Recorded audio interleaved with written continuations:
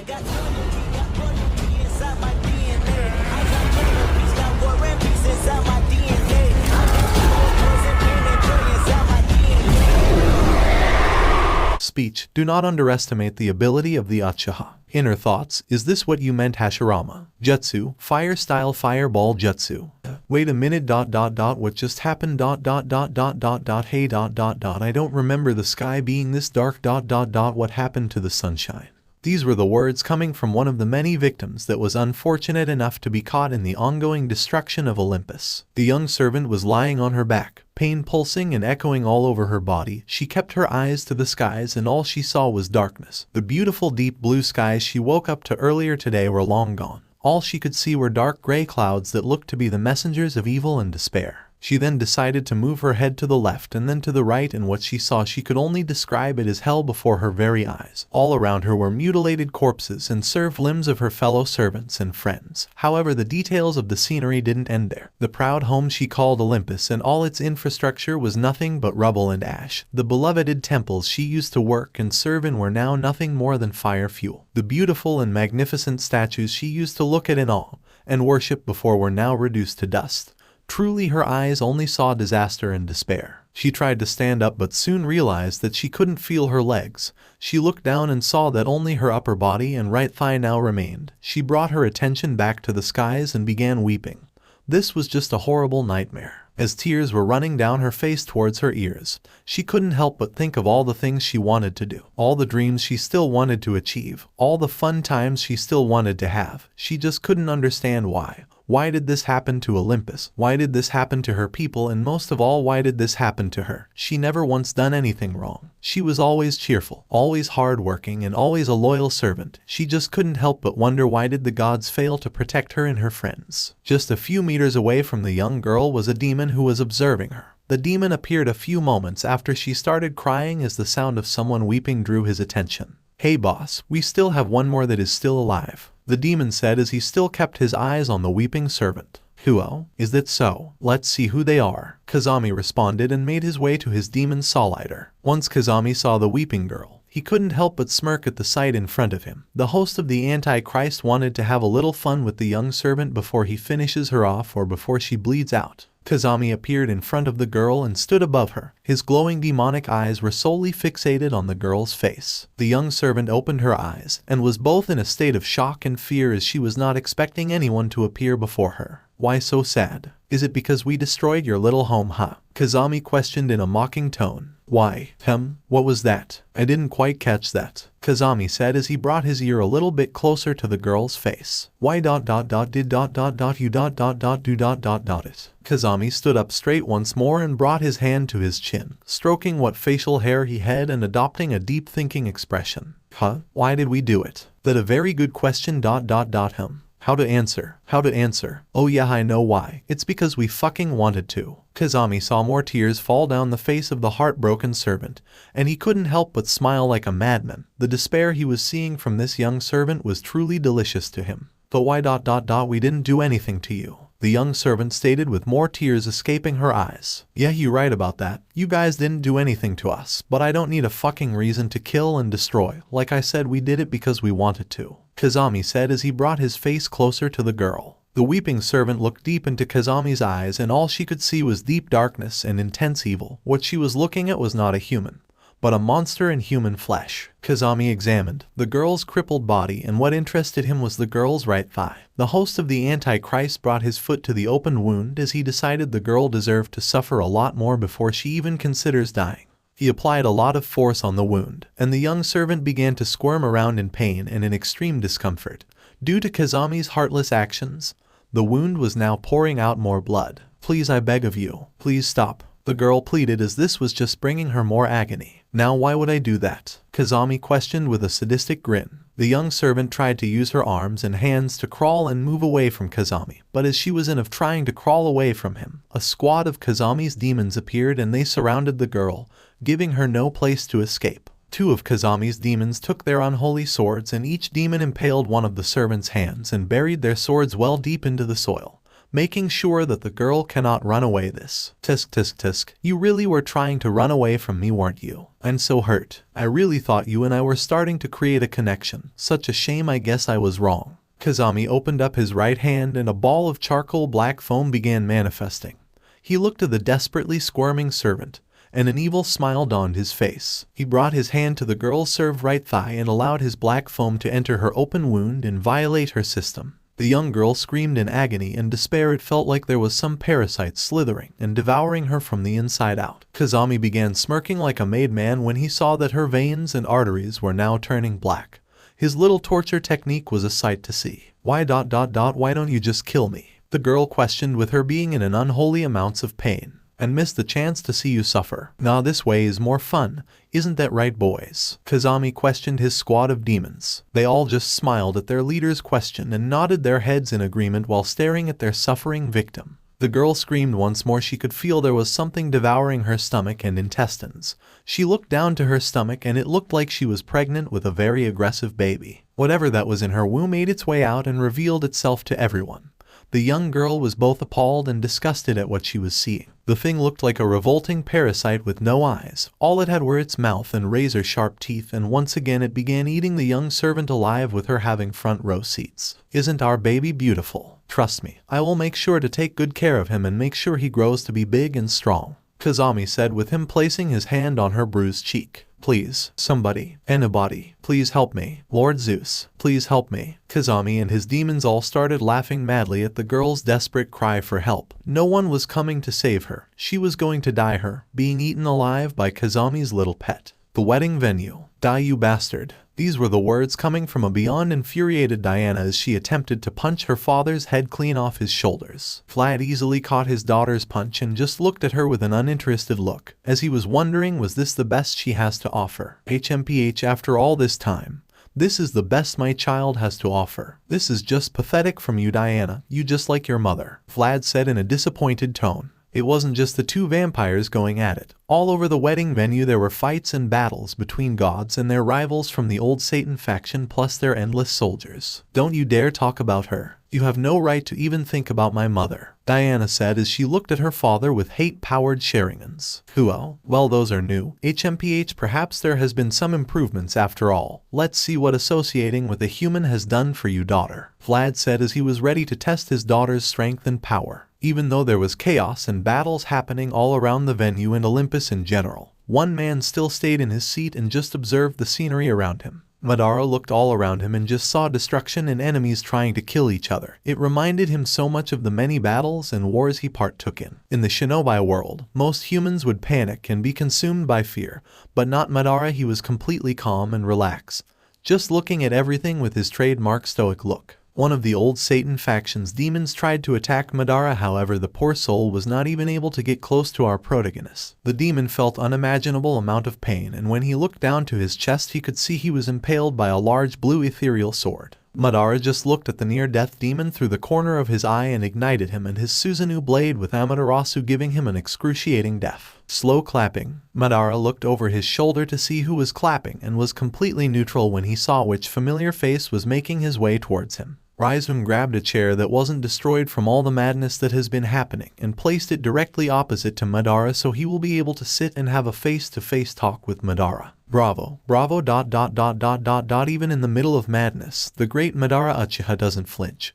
He doesn't even leave his seat when the gods all around him have moved. Truly outstanding courage, Raizum said with a smirk. What is it that you want, demon? Madara questioned with his hair covering his right eye. Raizum, you. Madara just looked at Raizum with an inquisitive look as he was wondering what he was getting at. What exactly do you mean that you want me? I'm giving you this offer one more time, Madara. Join us, join the old Satan faction.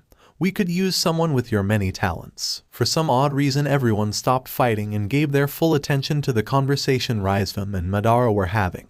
It didn't matter if they were good or evil, everyone wanted to hear what was being talked about in this conversation. I believe that I heard you saying that you wanted the revival of your father to move quickly, so tell me, demon, Are you and the old Satan faction really reviving the original Lucifer? Madara questioned with all his focus on Raizum's face. HMPH, you sure do pay attention. But yes, the revival of Lucifer has long started. Eventually the time of his resurrection will be upon us, Raizum said while noticing that everyone stopped fighting and gave them their full undivided attention. So your plan is world domination, huh? Madara questioned, looking to pry as much information as he can from Raizum. World domination is such an ugly term. I like to call it reconstruction. Reconstruction? Madara questioned with an interested look. That's right, this current system that you all cling to is flawed. Just a flimsy way of living that is on course to self-destruct. The world and supernatural world has to be built from the ground up. A complete redesign of the system. Huo, and how exactly would this new system of yours work, demon? Madara questioned as he was becoming more invested in this conversation. Simple through single rule, there is no need for diversity and democracy in this world. There should be only one leading force, the old Satan faction. We are the ones who should set the rules this world follows, with there being only one authority. Balance and tranquility can be fully realized in this world. And I'm assuming your father will be the one at the very top of the old Satan faction, ushering the reconstruction of this world as you put it. Madara questioned, and the look in Raizum's eye all but confirmed Madara's assumption. Yes, that's right, father shall be the Messiah, leading us all to a world full of his glorious vision. Under his rule, the world and all in it will finally realize their full potential and exactly why they were created and the true purpose of the universe. Raizum stated with a proud smile as he could envision it right now. A world completely under the rule of the Lucifer family. It will be glorious. And what exactly is our purpose then, demon? Why are we all here then? Oh no, you don't. That information you will only receive once you join us, Madara. I can't exactly give you everything if you are not a member of the old Satan faction, Raizum said with a smirk. So I can assume that you don't believe in a thing called peace. Peace is a fool's game. There is no such thing as peace and freedom. If you really take a moment and look around you, what has peace and freedom brought? Nothing. Look at what the humans have done with the freedom they so desperately hold fondly. They are destroying this world with the nonsense they call advancement and building for the future. Your kind tries to act like gods and believe they can have some control over this world. But when they are victims of natural disasters, they run to their gods asking why have they abandoned them. Why are they the victims? It's pathetic. It's clear they don't know how to live free. They need to be disciplined, Raizum stated with his face growing more serious. Madara remained calm and silent when hearing Raizum's speech. The Uchiha could slightly understand where Lucifer's second-born was coming from as he held a slightly similar mentality in the shinobi world. But now because of his new will and resolve, he couldn't help but refuse to agree with Raizum's beliefs. So what's it gonna be, Madara? Are you willing to join the old Satan faction and help us usher in a new revolution for the benefit of the world and supernatural world? Raizum questioned and extended his hand to Madara for a handshake. All eyes were on Madara now as everyone was wondering which side will he choose. Some of the individuals present, they knew what Madara's answer was before he even gave it. However, for those that didn't know the Uchiha that well, there was a pinch of suspicion that Madara could turn to the dark side and join the old Satan faction. Madara, on the other hand, just stared at Raizum's hand with an uninterested look on his face. He won't lie, he found this conversation rather amusing. However, from the moment Madara entered this world, he already had his resolve and will, and nothing was going to change them. Madara, I refuse. Madara's followers just smiled when they had their leader's answer. They knew very well that the Uchiha was focused on one thing and one thing only, as for some of the gods. Madara gained their respect as they believed he would side with the old Satan faction. Raizum, however, was not pleased at all.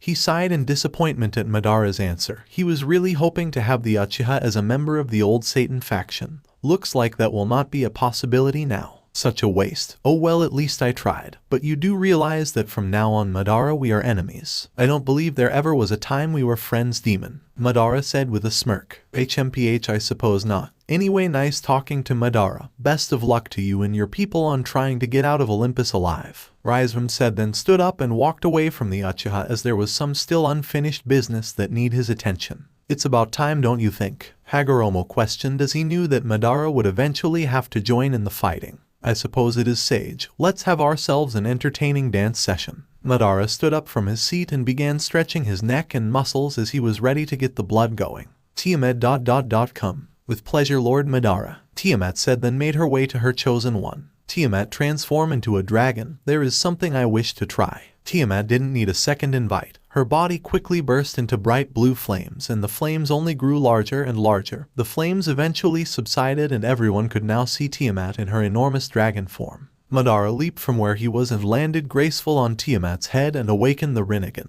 He brought his hands together and began channeling his chakra all around him. Susanoo. And immediately after uttering those words, Tiamat's body was being covered and armored with the body of Madara's Susanoo, and she could feel her power and defense being boosted tenfold. She was becoming intoxicated by being covered by Madara's power. She felt as if nothing could stop her. I present to you all my majestic attire, Susanoo armored Kao's Karma Dragon, Madara said, with Tiamat no being completely covered and armored with the Susanoo's body. Many of those present looked at Tiamat with awe in their eyes. It didn't look like they were witnessing a dragon king, but it looked like they were witnessing a dragon god in all her glory, ready to unleash her world-ending power. Did he just mention my name when describing that? Susanoo questioned, as the Shinto god was beyond confused that Madara kept saying his name. Perhaps there is still hope for Olympus after all, Buddha said, as he was liking the odds of their survival with Madara on their side. Athena and Aphrodite looked on in amazement. The two sisters were wondering what more could Madara do with his power. Tiamat just released an ear-piercing roar, and the entire venue began shaking and vibrating. Some of the Titans and many of the Soul Eaters of the old Satan faction were beginning to become intimidated by the power Tiamat was releasing.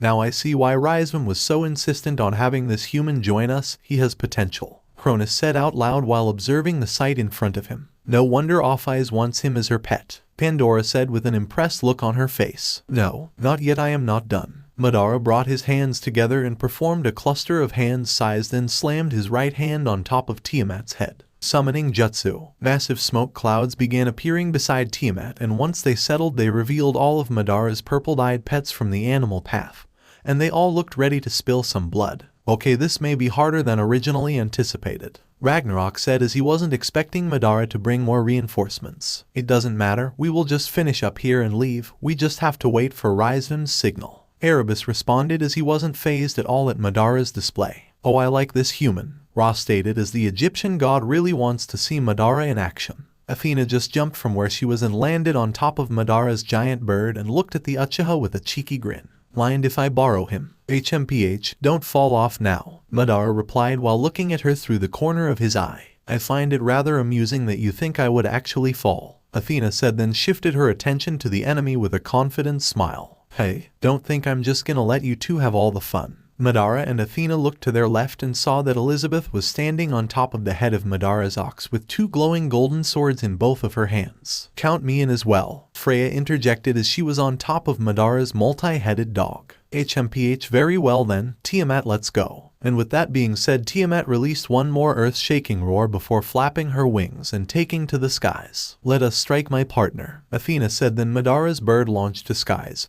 following closing behind Tiamat and its master. Let's have some fun, Elizabeth said with a bloodthirsty smile, and the ox just roared before charging towards the enemy. Not far behind her was Freya with the multi-headed dog at full speed. Ready yourselves, my titans, the time has come to fight for your freedom, Cronus said, as now all of Madara's pets were charging at them with a few of the gods riding on top of them. Before even one of the titans could take a step, Tiamat appeared in front of them with blistering speed and was ready to rain absolute havoc on her enemies. Incredible. Lord Madara's power is just incredible. I thought this armor would just slow me down, but it's the opposite. It's only made me faster, Tiamat thought to herself as she was still amazed at her feat. Madara, fire. Tiamat took a deep breath and released a sea of hot blue flames from her mouth. But before Tiamat's attack reached the opposition, Madara performed a cluster of hand signs and combined his fire with her fire, creating a deadly new type of flame that on contact would instantly melt the flesh off the bodies of its victims. Yasaka, stand back, I will handle this, Amaterasu said as she stood in front of the Yaokai leader to protect her. Yasaka just smiled and placed her hand on Amaterasu's shoulder. The Shinto goddess had a bad habit of underestimating her because she was not as powerful as the gods in the supernatural world. My dear friend, I am not as weak as I once was before, just watch. Yasaka took a step forward, and for a brief moment, Amaterasu was blinded by a bright light. The light would eventually subside, and when Amaterasu got a good look at Yasaka, she was completely caught by surprise at her appearance. What is this? Amaterasu questioned in complete awe and surprise. Yasaka's glowing appearance was completely breathtaking for the Shinto goddess. We call it KCM. It's a new type of power that we have discovered that can only be accessed by way of the Kitsune and Kyuubi. Yasaka stated while looking at her best friend with a smirk. How come? I've known you for decades. Both you and I believe that you long reached your potential, so how can you have such impressive power? It's thanks to him, Yasaka said with a loving smile while pointing to Madara. Amaterasu shifted her attention to who Yasaka was pointing at, and she just saw Madara and Tiamat flying around burning and attacking the many titans around them. Him? Amaterasu questioned in disbelief. That's right, it's all thanks to him. Even Kanu got a chance to enter this form, although it was a much weaker version of mine. With enough practice she will be able to enter KCM at will. Amaterasu couldn't believe what she was hearing. The thought of a male human making her best friend and niece stronger just sounded like nonsense to her. There is no way she could accept it. There must be another explanation to Yasaka's sudden growth in power. It can't be. Stop joking and tell me the real reason for your growth, Yasaka. Yasaka just stepped closer to Amaterasu and placed her hand on the Shinto goddess's cheek. I'm going to tell you this once again, Amaterasu. Not all men are bad. Some of them can be wonderful and can be beneficial to your life. Just ask Kanu if you don't believe me. She absolutely adores Madara, and I can truly see that she is becoming stronger because of him. If you don't trust other men, fine. But you can trust this one. You said that about Kanu's father, and where is he now? Amaterasu questioned with scowl on her face. Yasaka closed her eyes and took a deep breath as Amaterasu's words brought back some rather painful memories. I know ... but Madara is different. How so? Amaterasu questioned with a disbelieving expression. Due to the fact that he actually doesn't care. Amaterasu just raised her eyebrow in confusion as she wasn't really understanding what Yasaka meant. How can I say this? Madara has this aura about him where he is only focused on his goal, and will stop at nothing to achieve it. And it's kinda your choice if you join him or not. If you want to be his ally, he won't force you, and if you, then don't, he doesn't really care. Either way, he will just keep going, and that's what I trust. Madara never tried to sweeten me up or try get me to like him. He just wanted a simple alliance from me, that's all. If I was to leave him right now, he wouldn't care, and just carry on. I can see he doesn't want anything more from me, and that's how I can trust him. In fact, it's me that wants more from him,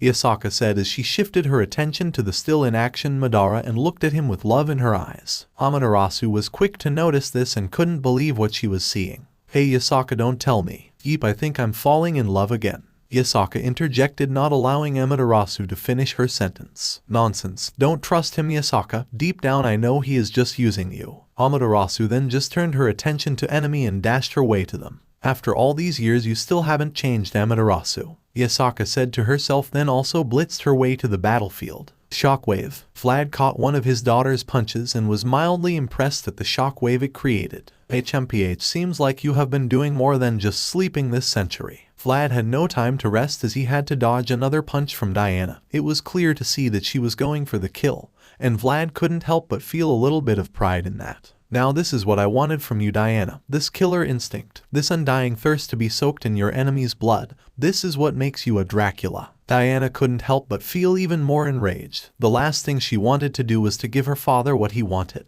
Tell ... me ... why? Diana questioned as she just stood still and looked at her father with a tear forming in her right eye. Why what? Why did you do it ... all of it ... why did you side with Lucifer? Why did you lie to me, and most importantly, why did you kill Mother? Diana could feel so much pain in her heart. She really wanted to know the reasons for her father's actions. Diana, what are you? Diana just looked at her father with a confused look on her face as he didn't know what he meant. What do you mean? What race are you, Diana? Vlad questioned with a neutral expression. I'm a vampire. Not just that, Diana, you are a Dracula. You carry the blood of royalty, the greatest bloodline known to all vampires. And of course, with us being Draculas, it is our job to guide our people to glory, Vlad stated as he began to slowly walk around his daughter while placing his hand on her shoulders. You ask me why I did what I did ... It's quite simple, girl. It was all for our people. We vampires are meant to be at the top, to live like royalty and rule like gods. For far too long the angels and other races have been above us, shaping the supernatural world as they see fit, leaving no room for us. I grew tired of the oppression. All these other races didn't respect us, but one being saw in our potential. You mean Lucifer? Diana questioned. Correct. He believed that we vampires should rule, that we live life on our own terms and do whatever we please. Don't you want that, Diana? A world where our people are free. Diana just remained silent and listened intensively to Vlad's words. Picture it, my child. A world where we vampires prosper and live like gods with no fear of being hunted down by the angels. Do you not wish to see glory come to the vampires? Vlad questioned as he placed his arm over Diana's shoulder. Of course I do. Then join us, Diana. Vlad responded with him looking at Diana directly in the eye. Diana froze. She couldn't believe that her father would even consider trying to convince her to join the old Satan faction. But she won't lie, her father's words were really making her contemplate some things. Join me, my child, and together we will bring glory to all vampires. No longer will we live in the shadows. This time we will be on top, with you, my precious daughter, leading them into a new age. Vlad stated. He couldn't help but smirk. He could see that he was getting into Diana's head. Together, yes, together, my child, we build something truly exceptional, something our fellow vampires will be eternally grateful for, Vlad said while placing his hand on Diana's cheek. And to want me to lead them into a new age? Diana questioned with all her previous anger and hatred subsiding. Yes, I see it right now, my precious daughter, being a goddess of the supernatural world, and for the vampires, you will finally reach your true potential, Diana. Vlad whispered ever so charmingly into Diana's ear. But what about mother? Diana questioned as she focused her attention on her father once more. Your mother was nothing more than a pest. She never really saw the big picture. I eliminated her so that you could reach your true potential, Diana. Think of it as divine intervention. It was all for you, my precious daughter, Daddy's little girl. Diana just froze. She needed a moment to truly process all the words her father had just uttered. You did it all for me, Papa. That's right, Diana. It was all for you, my precious daughter, my one and only daughter, Vlad stated as he placed both his hands on Diana's cheek and looked at her with a loving smile. Diana just looked at her father's eyes and couldn't help but cry because of them. She broke down into her father's chest and began clinging on to him. Vlad's face wore a devilish smile as he knew that he had just successfully convinced Diana to join the old Satan faction. Okay, Papa, I will go with you. That's my girl, Vlad stated with him smiling from ear to ear. Vlad quickly used some of his powers and summoned a magic circle that appeared right in front of his mouth. Vlad, Rizvim. Yes, Rizvim responded from the other side of the magic circle. Vlad, I have successfully convinced Diana to join our side. From now on her allegiances is with the old Satan faction. Rizvim, is that right? And you believe we can trust her? Vlad, trust me, Diana will be loyal to our cause. Rizvim, Very well then. To have another Dracula as an ally is a plus. Just keep her in check, Vlad. I am almost done here. HMPH, of course. Vlad then ended their conversation and began petting the head of his mentally fragile daughter. He manipulated her perfectly. Or so he thought. Ground shaking. Madara and Tiamat had just landed and were currently surrounded by 10 giant titans. Madara decided to reinforce the armor at Tiamat's tail, and ordered her to perform a 360 with the intention of smacking all the nearby titans with his dragon's tail. The force of the impact caused some of the titans to fly off in different directions. The majestic attire Susanoo armored Kao's Karma Dragon was causing some serious problems for the old Satan faction, and what made it worse was that there were other large beasts that they have to worry about. Madara, Tiamat fire. Tiamat just took a deep breath and released a wave of scorching blue fire at the opposition. Fire style, majestic destroyer flame. Madara's fire combined with Tiamat's and it was causing absolute destruction for the old Satan faction. Amaterasu took notice of the intensity of their flame and had to admit that it was something special but nothing her own fire can't beat. Tiamat then launched into the air and began flapping her wings with the intention of causing the fire to spread all over the battlefield, making their enemies suffer. Those two are causing some serious problems, Hades stated as he and the rest of the leaders of the old Satan faction were watching Madara and Tiamat cause mayhem.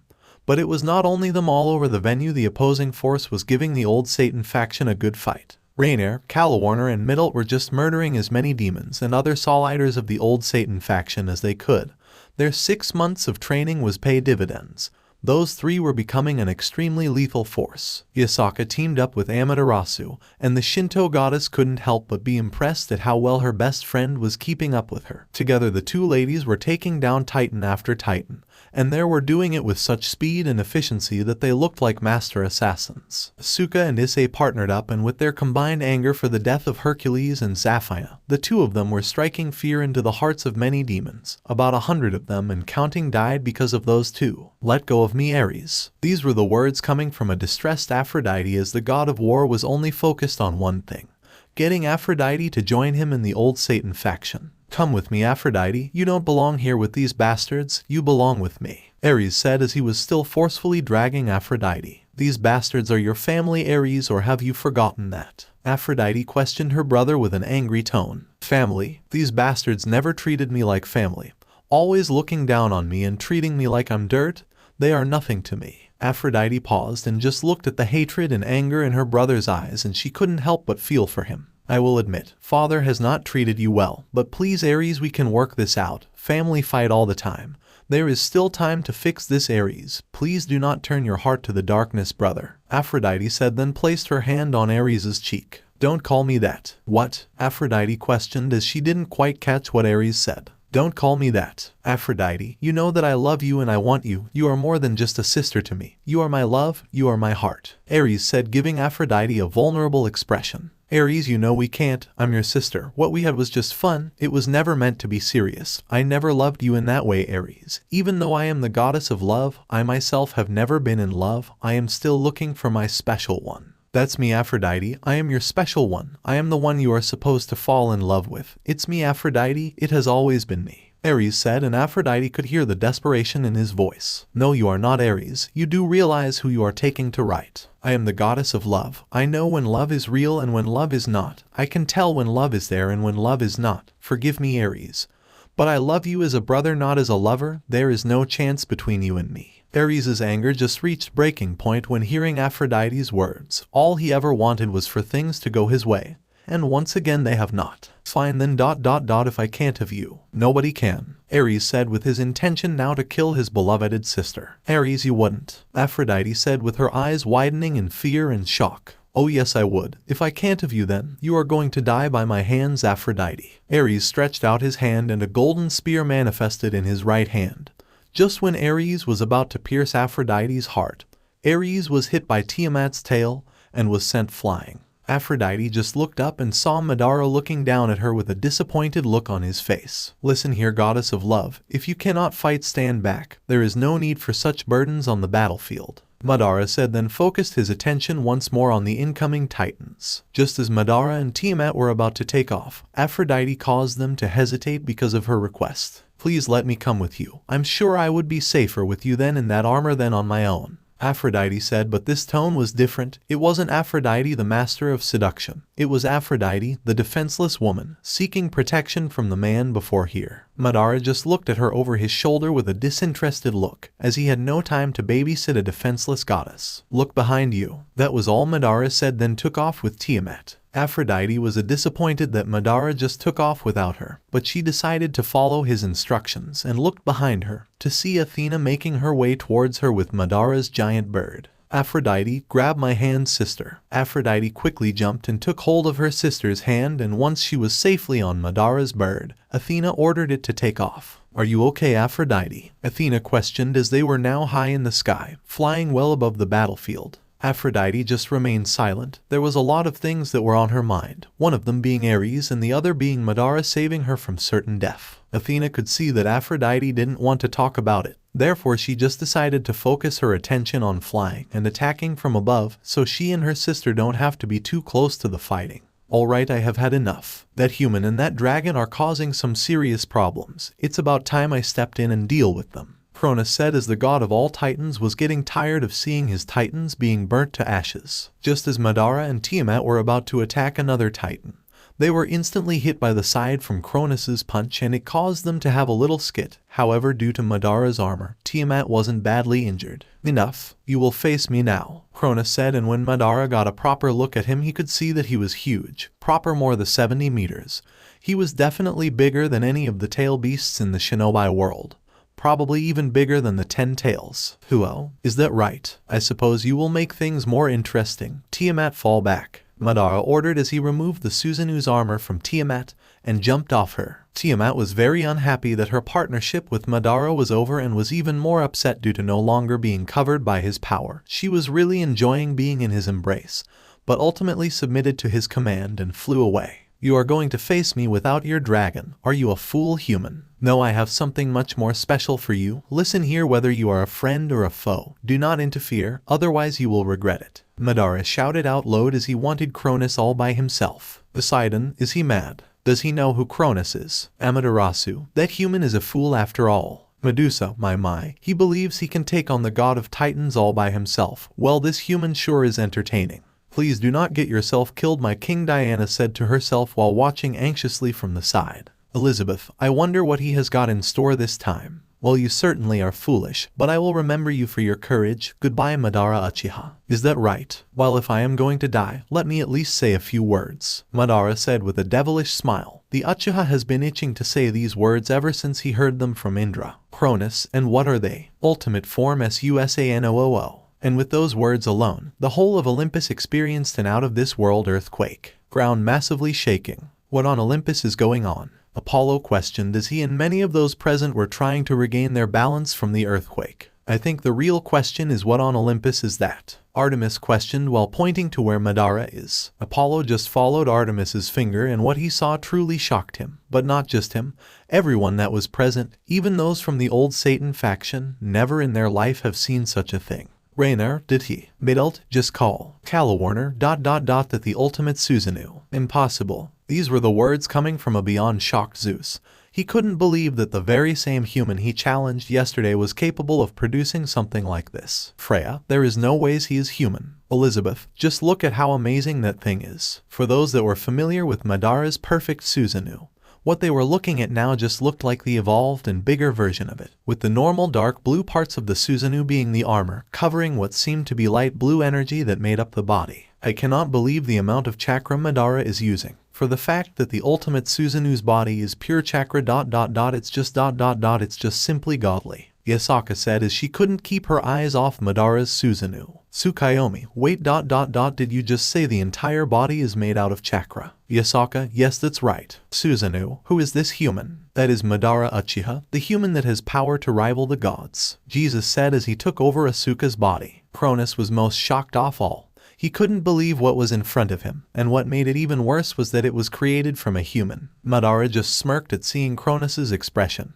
He could see that the titan in front of him was not sure if he could still win this battle. The Susanoo stretched its right arm to the side and manifested a staff of pure chakra in its hand. Madara was fully prepared to go all out on the titan in front of him. Hagoromo, careful now Madara. Madara, what do you mean sage? Hagoromo, I understand you are a man of power. However, that Susanoo will drain you. Sasuke required chakra from 8 of the tail beasts in order to create it. Madara, huo. So that brat also used this Susanoo, huh? Hagoromo, the ultimate Susanoo is his creation.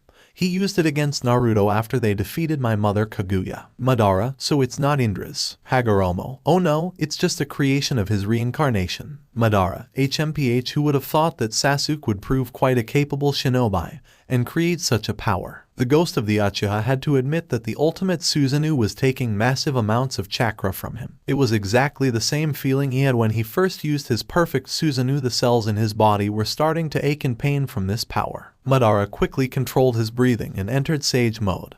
He gathered as much natural energy as he could tell he would need it in order to keep using the ultimate Susanoo for extended periods of time. Come then Titan, let's see what power you have, Madara said while smirking at Cronus. Madara launched the left arm of the Susanoo to attack Cronus, and the father of Olympus responded by duplicating Madara's actions. When the ultimate Susanoo's and Cronus's fists collided, it created a colossal shockwave that traveled all throughout Olympus with dangerous intensity. Hold on, Athena shouted as she was holding Aphrodite close. Even if they were airborne, the shockwave was still strong enough to cause them to lose their balance. Amaterasu just looked on with a calculating gaze. What she was seeing was not a human who was out of his league, but in fact a man who was setting the bar for all of them to admire. Madara was quick to act, and the ultimate Susanoo used its chakra staff to strike Cronus on his exposed left ribcage. Cronus ignored the pain and tried to hit the Susanoo with a punch, but it expertly dodged him and struck him from behind with its staff. You not very good at this, are you, Titan? Madara questioned with a disappointed look on his face. Cronus, why you? Cronus ordered 2 of his best Titans to ambush Madara, however the Uchiha didn't move. In fact, the Susanoo stood there motionless, inviting the Titans to try and attack it. Once the Titans were in range, they punched the Susanoo with everything they got, and to Cronus's surprise nothing happened.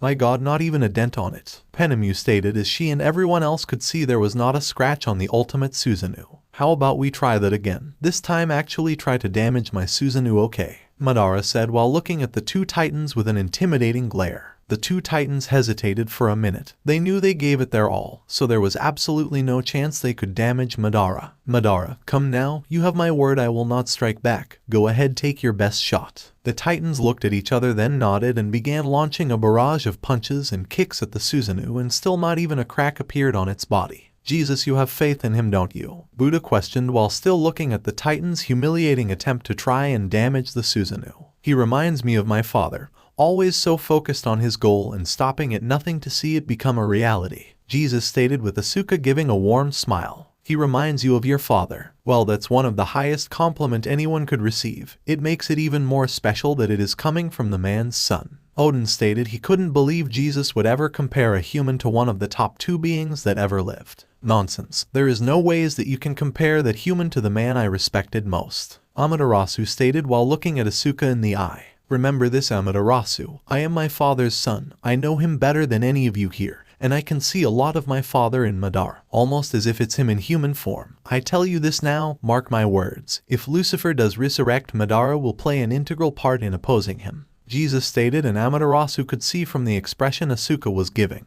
Jesus was dead serious about what he was saying. Nonsense. That was all Amaterasu said, then walked away from the rest of the group. She needed a minute to organize her thoughts and process all that Jesus and Yasaka have just said about Madara. Madara looked on in disappointment as no matter how much they tried, the Titans couldn't make a dent on the Susanoo's body. Madara, this is just pathetic. The Susanoo reshaped its staff so that it could be a blade and expertly cut down the 2 titans in front of it dead. Madara just looked at Cronus with an expression saying, is this really the best you got? However, the Uchiha was quick to notice something. He felt something leak from his eyes and run down his face. When last did these eyes cry tears of blood? Madara said to himself as he brought 2 fingers to his right eye to confirm that his eyes were bleeding.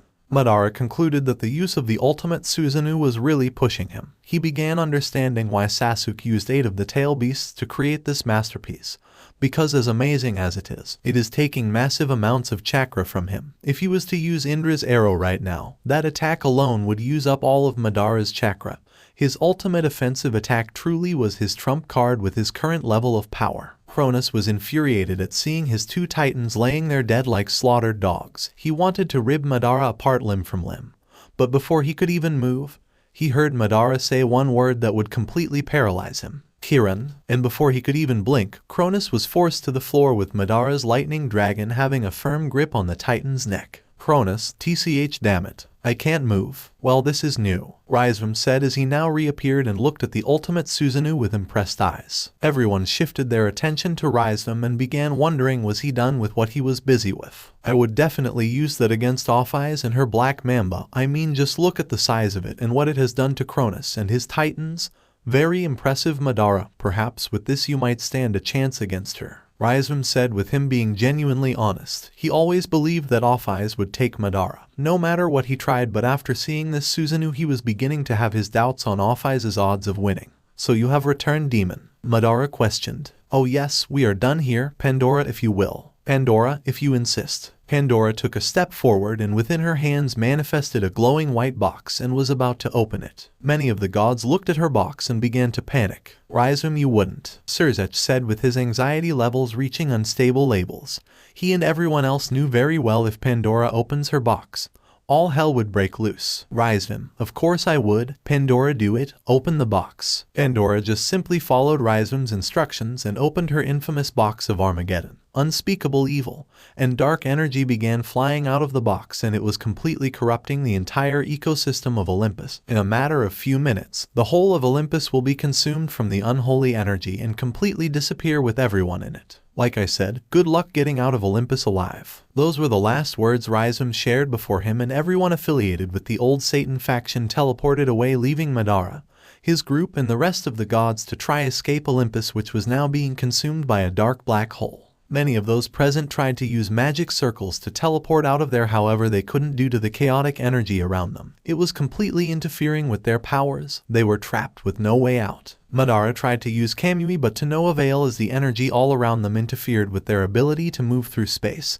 There was no way to teleport, well alone that is. Madara, Sage, this Susanoo has the ability to fly, right? Hagoromo, yes, both Indra and Sasuke can fly using the ultimate Susanoo. Madara, very well then, I have an idea. Madara launched into the air and quickly landed before his group and the other gods and goddess. If any of you wish to live, you will do as I say and step inside the Susanoo. Madara ordered with the authority of a general. Amaterasu, and who the hell do you think you are to order us? Damn it, we do not have time for this, Amaterasu, just listen to the man. Isaka suggested, then took hold of Amaterasu's hand and dragged her inside the Susanoo, and slowly one by one, everyone entered Madara's Susanoo, and once everyone was secure the Susanoo launched to the skies and began flying away from the all-consuming black hole. So what's the plan, Madara? Artemis questioned as she was wondering what happens next. Madara, listen here, it is clear that whatever energy is surrounding this place is preventing us from teleporting away. Susanoo, we already know that genius, got any other useless information? I was not finished, imbecile. We cannot teleport because the energy is too great for one person. It is clear that in order to survive this, many of you will need to combine your powers and create a rift in space in order for us to teleport through. Madara explained while flying as far away as possible from the black hole. Apollo, I see. That does make sense. If we combine our powers, then we should be able to create a rift through space that we can travel through.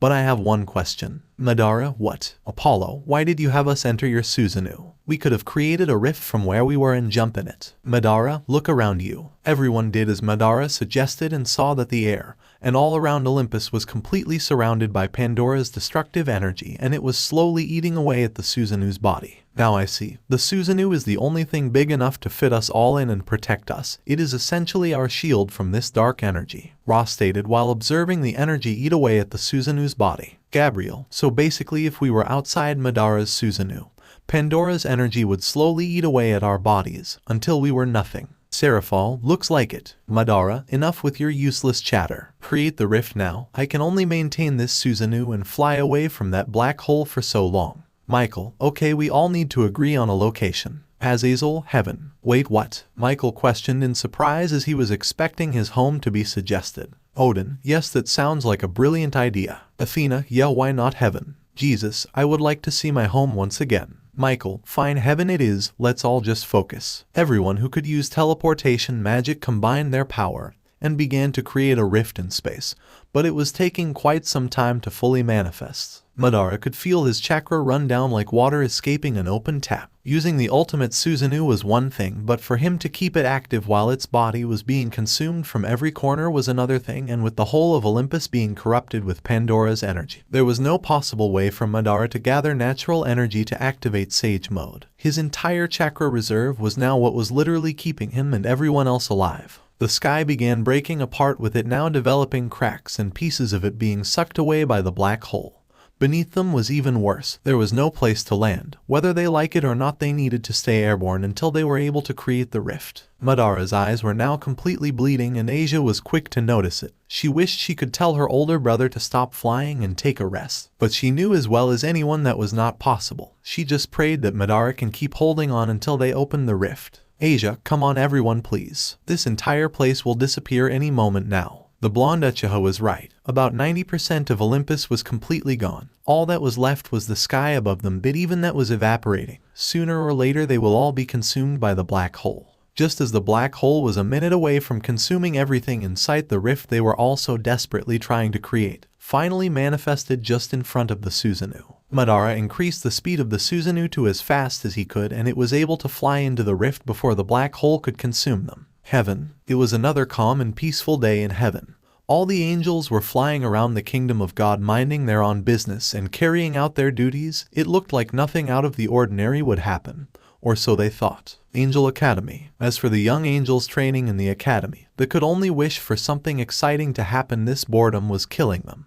Little did they know that their little wish would become reality. Boom. The entire academy shaked and rumbled immensely. It was as if they were experiencing an intense earthquake.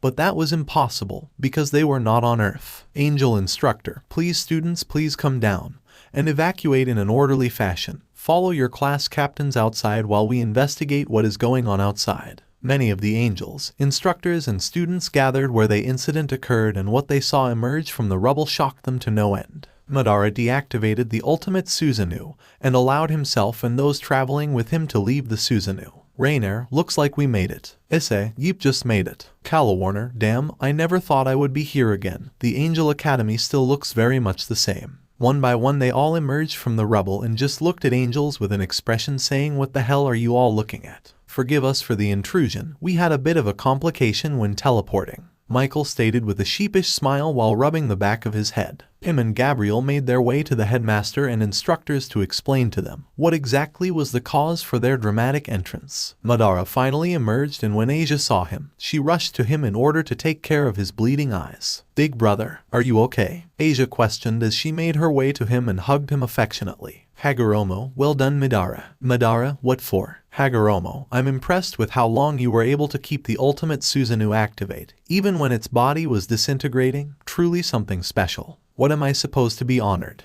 Did you believe I wouldn't be able to use it? Madara questioned. It's not that I didn't believe you could use it. It's the manner in which you used it. You must understand Sasuke needed the chakra from 8 of the tail beasts. 8 of them in order to use the ultimate Susanoo. You however only used your own power, and were able to guarantee the survival of your group, Hagoromo explained. Madara, never compare me to that brat.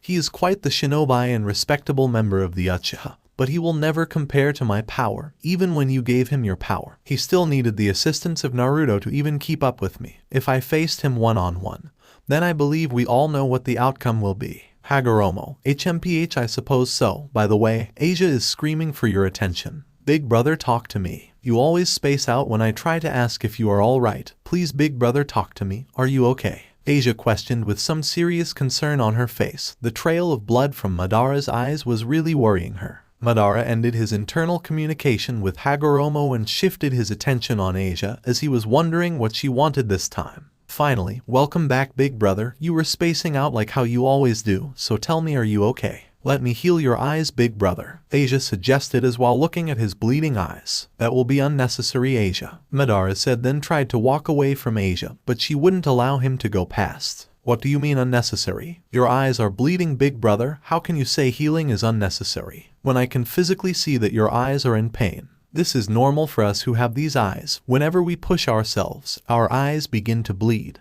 The Uchiha are known as the clan that cries tears of blood, Madara said to Asia with him now deactivating the Rinnegan. Even so, I will not allow you to walk around with bleeding eyes. Now stand still and let me heal you. Did you just give me an order Asia? Madara questioned with his hair covering his right eye. He found it rather amusing that Asia would have the audacity to order him. It's not an order, it's a request from one Uchiha to another and from a little sister to an older brother. Now please stand still and let me heal you because I will not allow you to take another step, Asia stated, doing her best to put on a brave face. Madara knew very well that Asia was extremely nervous when she was standing up to him, but he could see that she wouldn't back down no matter what.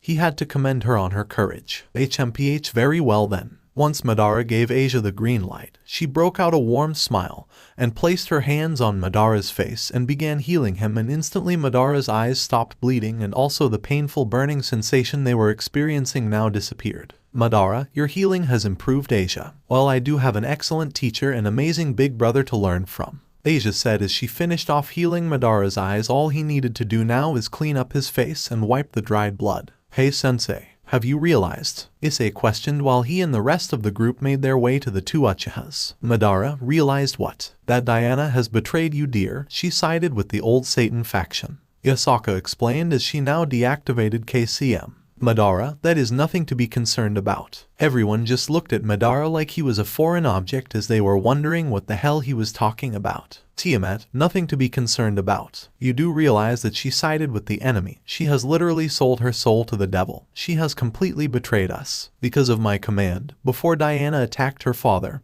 her and I discussed a few things. Madara interjected, not allowing Tiamat to finish her rant. Midult, wait, what do you mean? Madara, let me explain. I anticipated that the old Satan faction would try and recruit new members from their enemies, and I could tell that they would try to recruit me and Diana. Okay, we heard why Rizum wanted you, but how could you tell that they would also try and recruit Diana? Athena questioned as she and Aphrodite made their way to the group. Simple, because of her father. Some of you will recall that from her backstory, Diana's father and Lucifer did everything they could to keep her on their side. I concluded that there must be something special about Diana, something we cannot see but her father can see it.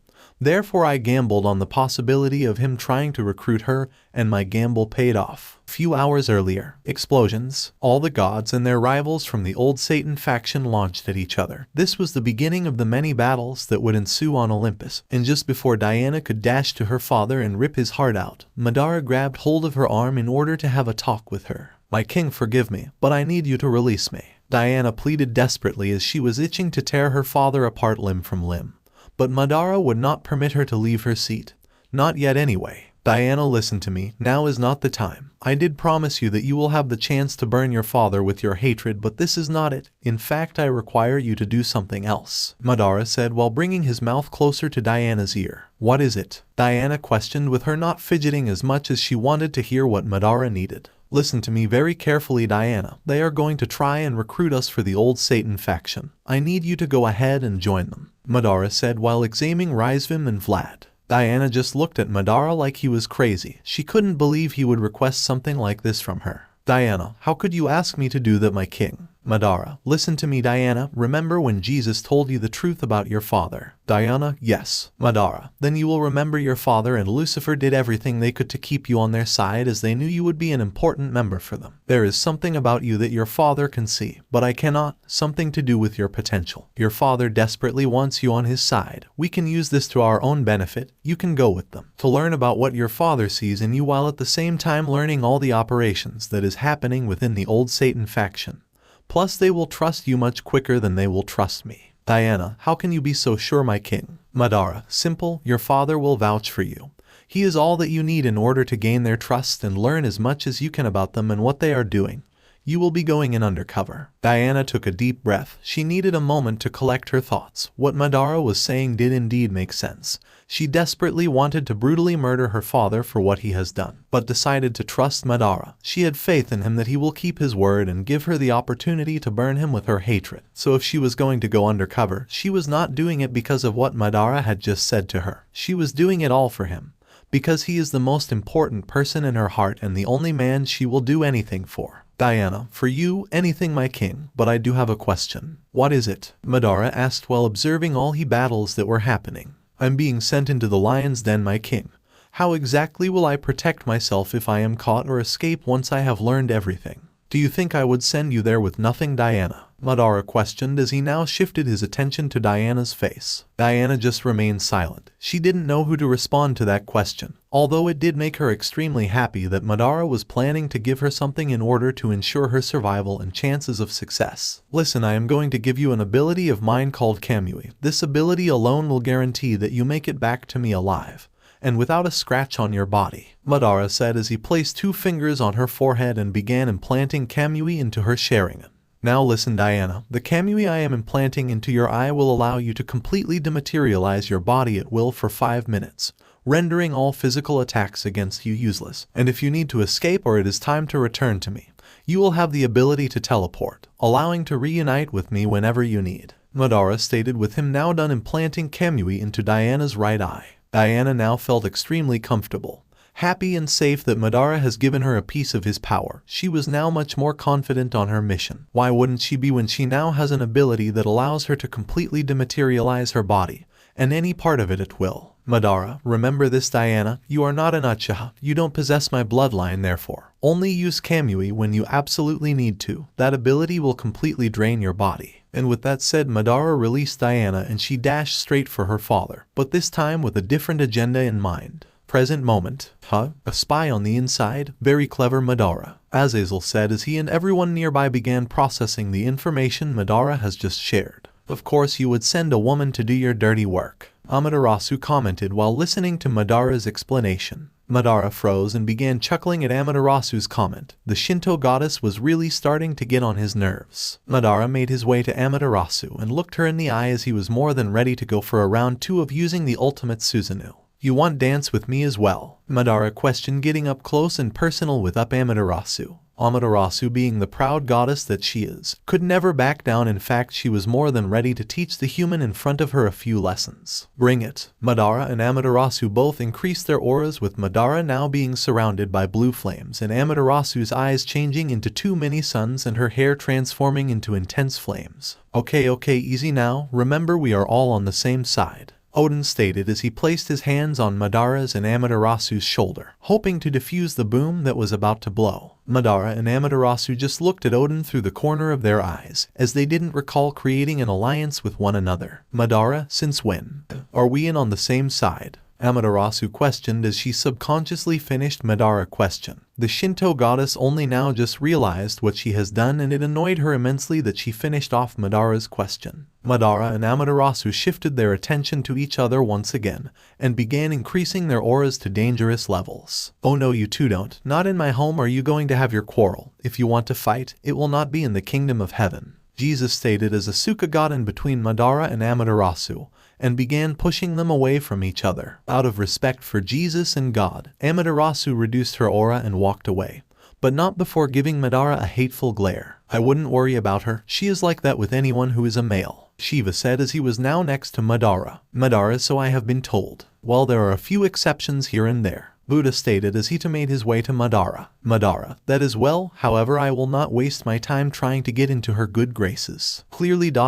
you were mere seconds away from fighting her, Elizabeth stated as she also walked up to Madara. Okay, that's enough. Please everyone follow me and Michael into the Great Hall. There is much we need to discuss, Jesus said while getting everyone's attention. Madara raised an eyebrow at Jesus's request. He was wondering what was this all about. Madara, what is this about Christ? Jesus did not respond. He just caused Asuka to turn around and begin walking towards the Great Hall, expecting everyone else to follow close behind. Vishnu, I suppose there is only one way to find out. Heaven's Great Hall. Everyone was in the third most important place in heaven, only behind the throne of God and the temple of Jesus. Even though there are gods and goddesses among this group, they couldn't help but admire the beauty and grandeur of Heaven's Great Hall, the greatest hall in all creation. All around the hall and the walls were pictures of the great men and women who made an impact in Christianity and in the Bible, from Moses to David to the greatest of them all, Jesus Christ. Spread all over in glass cases were the various different versions of the Holy Bible that could be found on earth,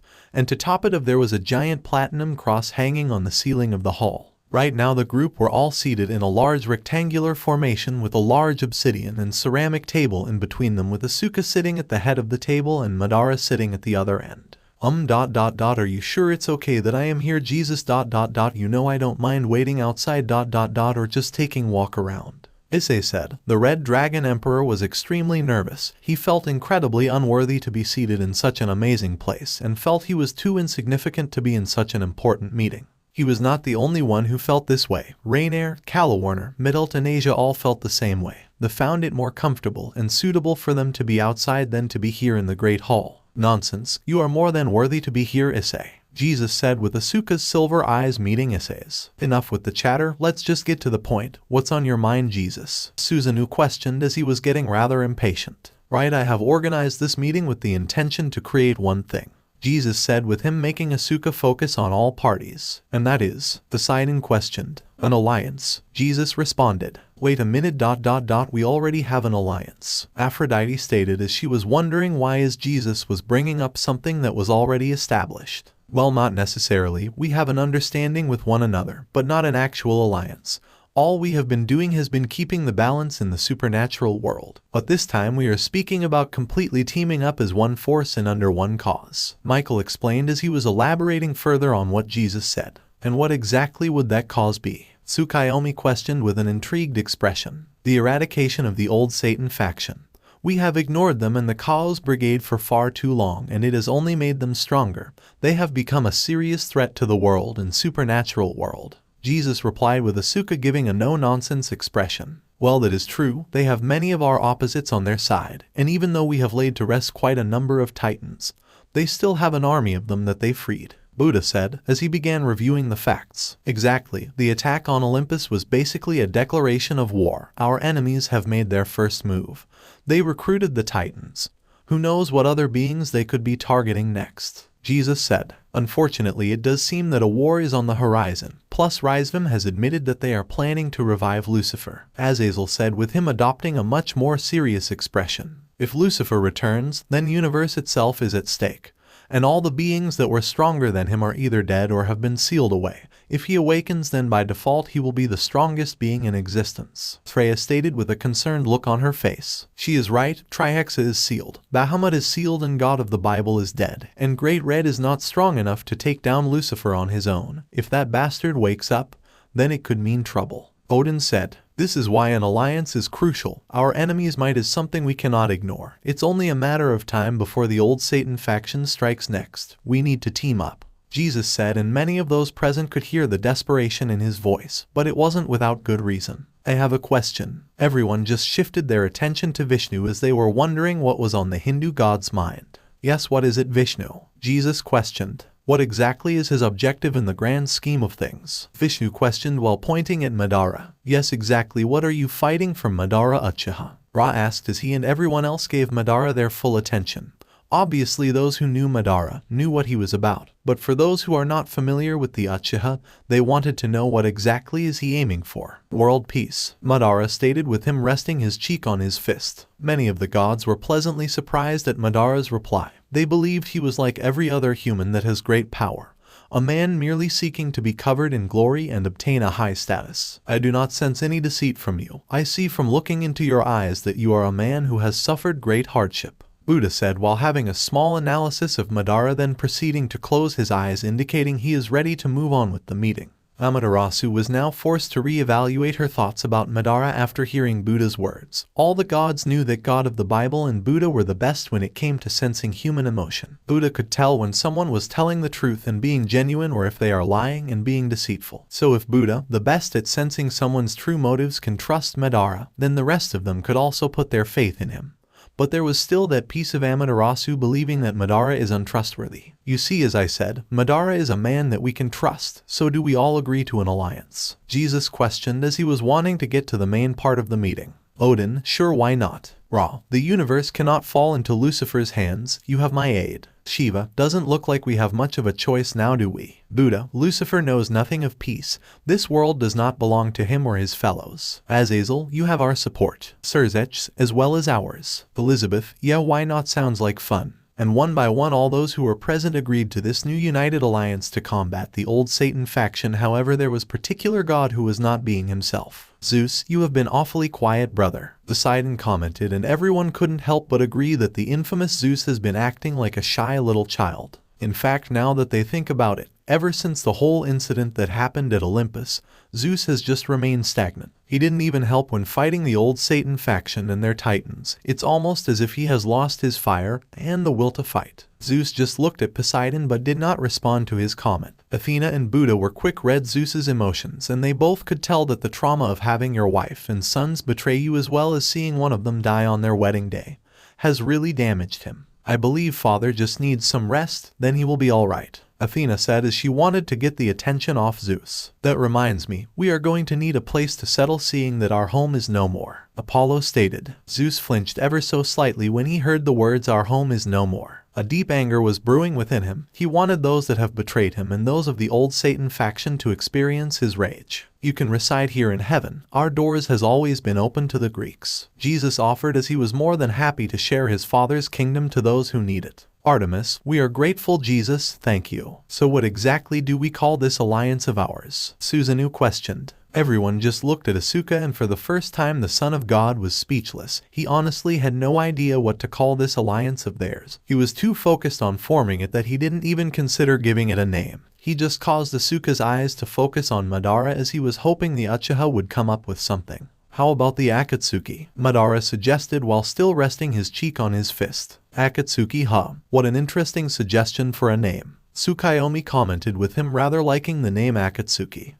I suppose it is better than just being called the Alliance or something similar to that. I have no complaints," Shiva said. Everyone else just remained silent, as they didn't really have any problems with being named the Akatsuki. "Then it is settled. From now on we will be known as the Akatsuki. This meeting has now reached its conclusion. If you wish to rest, Michael and the rest of the angels will offer hospitality, or if you wish to leave, then safe travels," Jesus said, with him now bringing the meeting to an end. Jesus said all that he needed to and now gave control back to Asuka, and when she saw that she was the center of attention, she quivered. She was both extremely embarrassed and confused that everyone was looking at her. She quickly came to the conclusion that this had to be Jesus's doing. Madara was the first to get up from his seat and head for the exit as he saw there was no longer a reason to stay in the Great Hall. Some gods decided to teleport to their domains as they still had other things to attend to, while those who stayed were simply just conversing with one another. As Madara exited the Great Hall, he took a walk as he needed to collect his thoughts and reevaluate his objectives. "This place really is beautiful," Hagoromo commented as he just admired the magnificence of heaven through Madara's eyes. However, as for the Uchiha, he couldn't care about the scenery.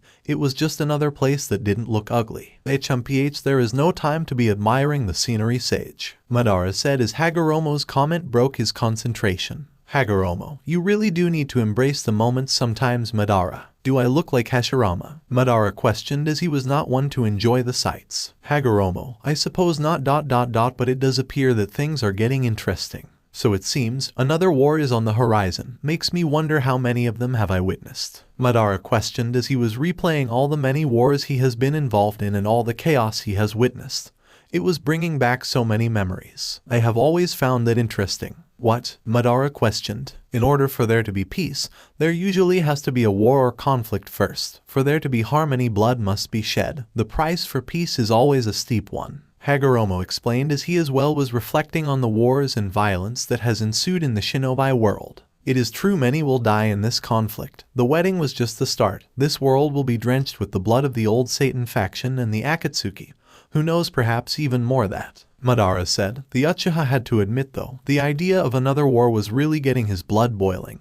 He can't wait to unleash his power on his enemies. "Indeed, there is a possibility. So what's next, Madara?" Hagoromo questioned. "Two things. One, we will wait to see what Diana has learned. Two, I need to obtain more power." Hagoromo, I see, so you are going for 6 paths, huh? Madara, yes. Well, in order for you to unlock 6 paths, you will need to push yourself beyond your limit, Madara. Hagoromo explained. I figured as much a long time ago. You never did make it easy to obtain your power, sage. Hagoromo, just giving it to you would be too easy. I want you to earn it properly this time by unlocking it through combat. Madara, HMPH, that will be easy. I already have the perfect person in mind to use in order to unlock 6 paths. Who? Hagoromo questioned, being rather curious. Off-Eyes. I will use her as a means to obtain more power, just as I did with Hashirama at the final valley, Madara elaborated with a devilish smile forming on his face. Hagoromo, ah yes, so are you going after her? Madara, that will not be necessary. She is already hunting me down. I will simply wait for her. Then we shall engage in combat. Raizum said it himself. He is not sure that Off-Eyes can win, with me having the ultimate Susanoo, which means Indra's arrow will be my trump card against her. I look forward to seeing that battle, and by the way, look behind you. Hagoromo said, then ended the mental link between him and Madara. The Uchiha just looked over his shoulder and could see Aphrodite making her way towards him. What is it that you are looking for, goddess of love? Madara questioned as he just brought back his attention to the view in front of him. You know, you can just call me Aphrodite. Goddess of love is a bit too formal for my liking, Aphrodite said, with her being next to Madara now. You still haven't answered my question. What is it that you are looking for, Aphrodite? Tell me something, Madara. Have you ever been in love? Aphrodite questioned while looking at the side of Madara's face. Madara was rather surprised to have been asked such a question. It's the last thing he ever thought he would be questioned about. No, HMPH, neither have I. Can you believe it? Aphrodite, the goddess of love, has never been in love. I have given billions the most sought after emotion there is, and not once have I experienced it for myself. I have never experienced the most powerful stage of love, Aphrodite said with a rather empty look on her face. And that is? Madara asked while looking at her through the corner of his eye.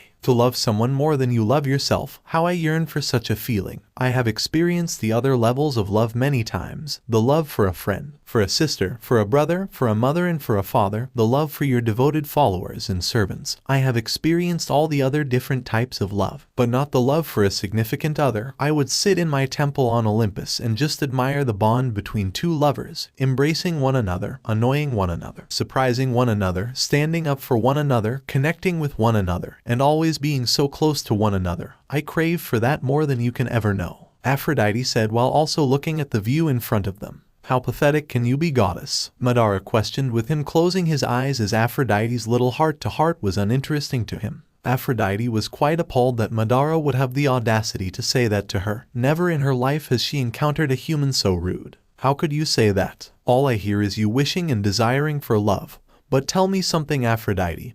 Have you done anything more than just watching others express their love? Madara questioned. Of course I have. I have had intimated moments with many men and gods, but have you done it without manipulating them? Last night Athena told me that you use your power of lust to get men to do whatever you want, and usually it goes your way. I was the first human to ever resist your seduction. Tell me something, goddess of love. Were you really expecting love to blossom when manipulation was the best thing you could offer? Madara questioned, with him looking at Aphrodite with one eye open. Aphrodite froze. Madara's words were causing her to have a deep dive through her memories, and it was true. Not once did Aphrodite ever connect with a man naturally. She always used her seduction to have men trip over themselves for her. But no matter what, it never really satisfied her hunger for love. It always felt hollow and lacking. What were you expecting? Real love. Manipulation is a non-genuine way of getting what you want. I know this very well. You, on the other hand, you were chasing for something that needs to develop naturally. Did you actually think by using your powers of seduction that those men would actually truly love you? They were just doing what you wanted, Aphrodite. Their love was never real. Madara's words hit Aphrodite with the impact of a double-decker bus. This was the first she has ever witnessed a human speak to a goddess with such boldness. As a matter of fact, she doesn't remember anyone speaking to her like this before. I find this rather pitiful and pathetic, that the so-called goddess of love doesn't even know how love works. You Greek gods fascinate me. You believe you are superior, yet your foolishness is worse than that of a little brat. Athena and Poseidon are the only ones I have seen with actual common sense. If you want genuine love, how about stop being a pathetic manipulator? This conversation is just a waste of my time. Madara said, then was preparing to walk away, but before he could even take his first step, Aphrodite took hold of his left hand. When her flesh came into contact with Madara's flesh, Aphrodite felt a surge of adrenaline and electricity flow all over her body. It was a sensation she has never felt before. Madara just looked at her with a rather annoyed look, as he was wondering what else did she want. And for that brief moment when his left eye locked with hers, she felt her heart skip a beat and her cheeks burn up. What is it now, woman? Madara questioned. Oh, I just wanted to thank you for saving me earlier from Ares. And sorry, I won't take any more of your time, Madara, Aphrodite said, with her finally releasing Madara's hand, but she truly didn't want to and she couldn't explain why. You can come out, goddess, I am done speaking to your sister, Madara said, then began walking away. Aphrodite was wondering what on heaven was Madara talking about until she noticed Artemis appear, and she gave her sister a rather coy smile. Aphrodite, what? Artemis just tilted her head to the side and continued to give her confused sister a coy smile. What is it? Why are you looking at me like that? You find him pleasant, don't you, Aphrodite? Artemis said, with her now being face to face with her sister. Aphrodite didn't respond, she just moved her head to the side in order to hide the blush that was on her face. I knew it, you do like him, Aphrodite. Him? How could you say that? He is rude, arrogant, self-centered narcissist. I could never love such a man, Aphrodite claimed, with her still not making eye contact with her sister. You know, I noticed something about you long ago, Aphrodite. You have been so obsessed with falling in love and finding your special one. But I have also seen that you are equally obsessed with wanting to be the one who is desired. You have had many men chasing after you all your life, that now when it's you that is doing the chasing, you don't know how to handle it. How the tables have turned. You are the one now who has to do their best to try and impress Madara. This will definitely be fun to witness, Artemis said, then began walking away with the same coy smile she entered with. Am I really the one who is doing the chasing this time? Aphrodite asked herself. Then the image of Madara appeared in her mind, and she could feel her heartbeat speed up. She quickly shook her head in order to get her thoughts in order. There was indeed a lot to think about for her. The gates of heaven. Madara and company were saying their farewells to the other members of Akatsuki as they were getting ready to return to Madara's territory.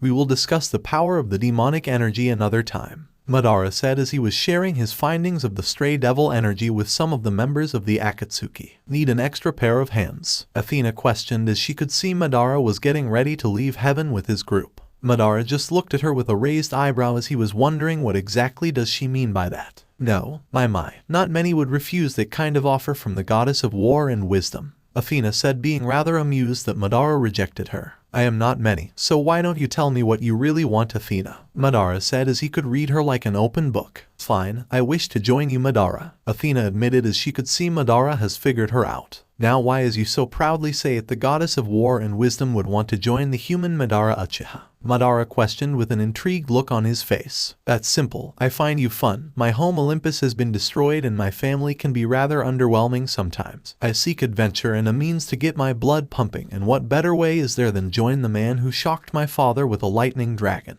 Athena said with a smirk. So I am entertainment, huh? Madara questioned with an amused look on his face. Oh no, you are a lot more than that, you're Madara Uchiha after all, Athena said with her smirk only growing. HMPH, very well then, Madara said, and Athena walked over to his brothers and sisters and gave them a farewell hug before making her way to Madara's side. For reasons she could not explain, Aphrodite could sense her emotions screaming at her to go with her sister and join Madara, but she chose to ignore them. She wanted to first evaluate how she feels before joining the man who was causing her mind and emotions so much confusion. Until we meet again, Madara said, then used Kamui to teleport himself and his group to his territory, Madara's underworld territory. Once Kanu sensed the presence of Madara and Yasaka, she ran as fast as she could to them, and when she saw the familiar faces, she just increased her speed and gave her mother a welcome back hug. Welcome back, Kanu said with a warm smile as she was beyond happy to see the group again. Rainier, Calawarner, Asuka, Asia, Middleton, Tiamat all gave Kanu a hug before entering the estate and retiring in their rooms. It has been a rather eventful day for all of them.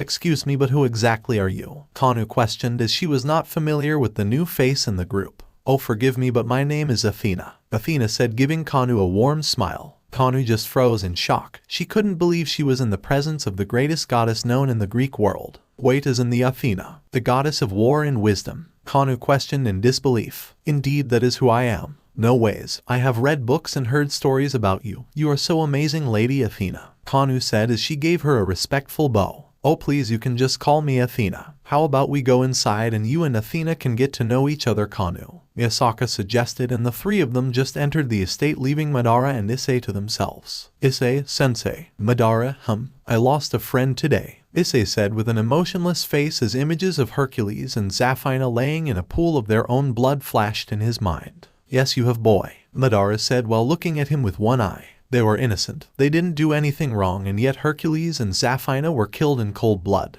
Issei said with his hair covering his eyes and his body vibrating rather aggressively. Welcome to war, Hyaudu. Know this, boy. Their blood may be the first, however it will not be the last to be shed in this feud, Madara said as he closed his eyes and once again reflected on the many wars he was involved in. Issei, I get it now. Madara, get what? Why you are after world peace. Why it is your dream. I'm also inheriting it as my goal now. I will be damned if I see any one of you die in front of my eyes like Hercules. So how about it, sensei? Willing to train me right now? Issei questioned with his eyes glowing emerald green. Madara opened his eyes and looked at the determination on Issei's face and was rather impressed by it. HMPH, very well then. I suppose there is a technique I can teach you right now. Really? What is it? Issei questioned with his excitement levels increasing. You've seen the technique before. I shall teach you Flying Raijin, Madara said, then made his way to the training field. Issei was now really excited as that was one of the many techniques he wanted to learn from Madara. He was starting to daydream and fantasize about all the cool things he could do with the ability to teleport. Are you just going to stand there, or are going to get moving, Hyaudu? Issei quickly snapped out of it and caught up to Madara so he can begin his training. With Diana, right this way, my child. These were the words coming from an extremely pleased Vlad Dracula. He knew he would be able to convince his daughter to join him in the old Satan faction. This were all going according to his plan, or so he believes. Right now Vlad was escorting his daughter to the conference room as there was a meeting they needed to attend to. Diana took a look at her surroundings and had to admit that she was rather impressed with what she was seeing. Diana and Vlad were in an enormous medieval castle with stone statues of the many members of the old Satan faction and priceless and rare artifacts that hold immense power within them. Vlad, we have arrived. Diana and Vlad opened the door that would allow them access to the conference room, and once Diana and her father were in, the Queen of the Vampires was shocked to see some of the other members that were a part of the old Satan faction. It can't be. Victoria, ... is that you? Diana questioned with a beyond shocked look on her face. Long time no see, Diana Dracula, the woman now named Victoria said while still remaining seated and looking at Diana with a calm expression. Your daughter looks so much like you, Diana said as what she was looking at was a slightly older-looking version of Elizabeth. She indeed was a sexy woman like her daughter,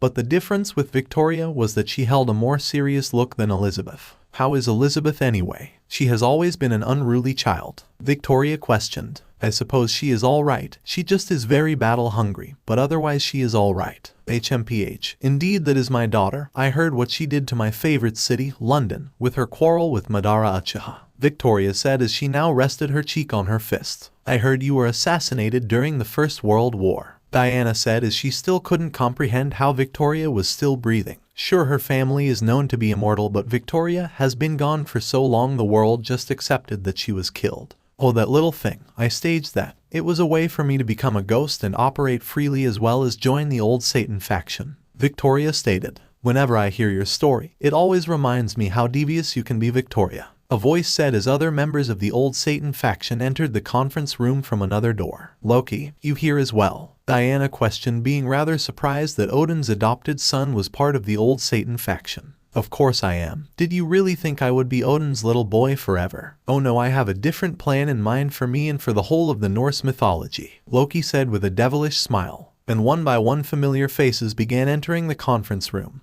Diana just couldn't believe all the historic and iconic figures that were part of the old Satan faction. Adolf Hitler, Napoleon, the Persian god Xerxes, the demigod Achilles, and many more. Once Rhizom entered the conference room, everyone went to their seats as the second-born of Lucifer was ready to address them. Operation Olympus was a success, however our enemies are still alive, Rhizom said with a rather amused look on his face. Interesting, so they were actually able to survive the chaos my box unleashed, Pandora questioned with an intrigued expression. Indeed, all thanks to a certain Madara Uchiha, Rhizom responded. Deep down he still hasn't given up on recruiting Madara. All he needs is the right circumstances, and he truly believes that the Uchiha will become a member of the old Satan faction. Diana was rather relieved that Madara and company were able to escape Olympus and the chaos from Pandora's box. That human must be eliminated, Cronus said with a bitter and venomous tone. Don't be so bitter because you got beaten, Cronus. Remember, Madara can still be useful to us, Rhizom said. You do realize that he has rejected you twice, Rhizom? Hades interjected as he was wondering if Rhizom was not obsessed with Madara. Give it time. There is more to that man. I can see it in his eyes. There was a time when he was a villain. He just needs the right motivation, Rhizom explained. Don't forget that Off-Eyes is hunting him down. If he join us, that will automatically place us in her way, Victoria said. Indeed, we don't need to be dealing with Off-Eyes at a time like this, Vlad stated. All in due time. Besides, we have a plan for little Off-Eyes. Isn't that right, Hades? Rhizom questioned as he shifted his attention to the Greek god of death, HMPH. But of course, Hades replied with a smirk. Now then, on to other matters. We still need more beings on our side. We have secured the Titans. Now we move on to the dragons, Rhizom said. Dragons, huh? This should be interesting, Ares commented as the thought of going to tame dragons was appealing to him. Yes, there are some dark and evil dragons that we can use for our cause. The old Satan faction will now begin phase 4 of our plan. Everyone apart from Diana smirked at what Rhizom has said. They have been wanting to move on to phase 4 for quite some time. Diana could only sit there and wonder, what did phase 4 mean? Fortunately or unfortunately for her, she would soon find out. Speech. Do not underestimate the ability of the Uchiha. Inner thoughts. Is this what you meant, Hashirama? Jutsu. Fire style fireball jutsu.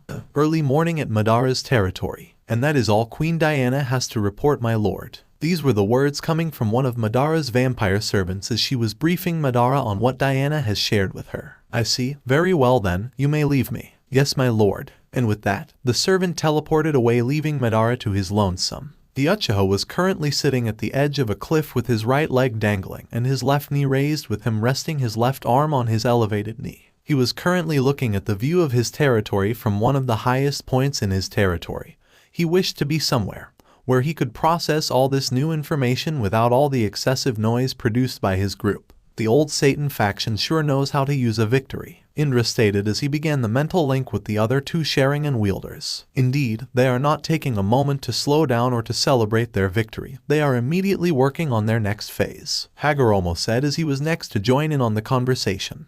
First they revived the Antichrist, then they were harnessing stray devil energy. After that they freed and recruited an army of titans, and now they are on the hunt for evil and dark dragons. The old Satan faction truly do seem to be forming an army for Lucifer and their cause, Madara said as he began to review the facts and what has occurred recently. Indra, looks the Akatsuki will need more than just gods to fight off the old Satan faction. In terms of numbers they seem to be having the advantage. Hagoromo, that is true, their power seems to be rising by the day, and the more beings they recruit, the stronger they get. As Jesus said, they have become a force the world simply can't ignore. In order to fight an army is needed. The Akatsuki will need more powerful allies. Time will only tell when this war will officially start. All need to be ready and prepared for me to achieve my goal. The Akatsuki will grow into an unstoppable force. Nothing will stop me from winning this time, Madara stated, with his determination being as strong as ever. Indra, HMPH, so be it. By the way, you look behind. I sensed her already. Looks like there is another one who wishes to have a heart-to-heart, Madara said as he already knew a certain goddess has been slowly making her way towards the Uchiha.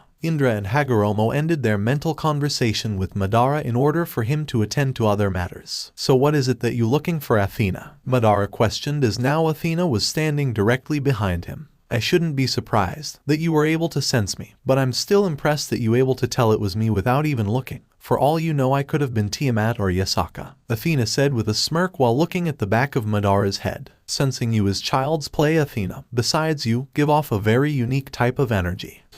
Is that right? And what kind of energy do I give off, Madara? Athena questioned, with her being rather curious for an answer. HMPH, perhaps I will tell you some other time, Madara said, then closed his eyes and enjoyed the wind gently brushing against his face, leaving it to play with his hair. Athena was rather disappointed and irritated that Madara chose not to give her the answer right now. Oddly enough, she was rather surprised at how much she was invested in getting an answer. A war looks to be coming, Athena said, with her now choosing to change the topic. She decided to shift her attention from the back of Madara's head to the view in front of them, and she too savored the feeling of the wind gently brushing against her face and it playing with her hair. So it seems it's only a matter of time before the supernatural world is drenched with the blood of the old Satan faction and the Akatsuki, Madara stated, with him now slowly opening his eyes. What's your opinion on it? War is hell. There is no such thing as a peaceful war. Many will die in this feud. However, if war is the path to peace, then so be it. I will kill every single one of the old Satan faction if I have to. Nothing will stand in my way to achieve my goal. I welcome this war. It is but a means for me to get what I want.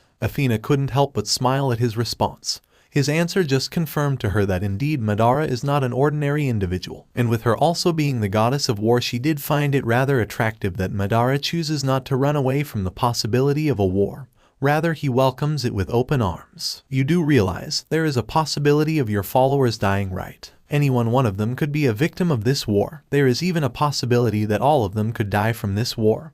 What's your response to that? HMPH, then so be it. They all knew what they were agreeing to when choosing to follow me. If they can't come to terms that they might die well before their time, then they are free to leave. I do not have time for such weakness. To be even near it disgusts me. When you decided to follow Madara Uchiha, it is to the death. This is not a fairy tale. Not everyone gets a happy ending. I myself am fully prepared to die for my dream. Opposing the old Satan faction already makes me a target. I don't fear death. I've danced with it and won many times in my life, Madara said, with him reflecting on all the close calls and intense moments he has had in the shinobi world. Athena could see in Madara's body language and by hearing his voice that he was holding no deceit.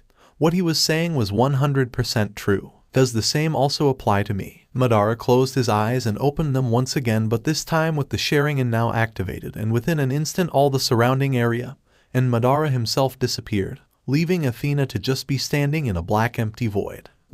Where am I? Athena asked herself as she began moving her head around. However, all around her was just darkness. She was all alone in a dark void. Well, that depends, Athena. The real question you should be asking is that, do you really want to follow me? Madara questioned, but Athena couldn't find his body. It was as if the void itself is speaking to her. Immediately after that, the landscape around her completely changed, with Athena being in the middle of the battlefield.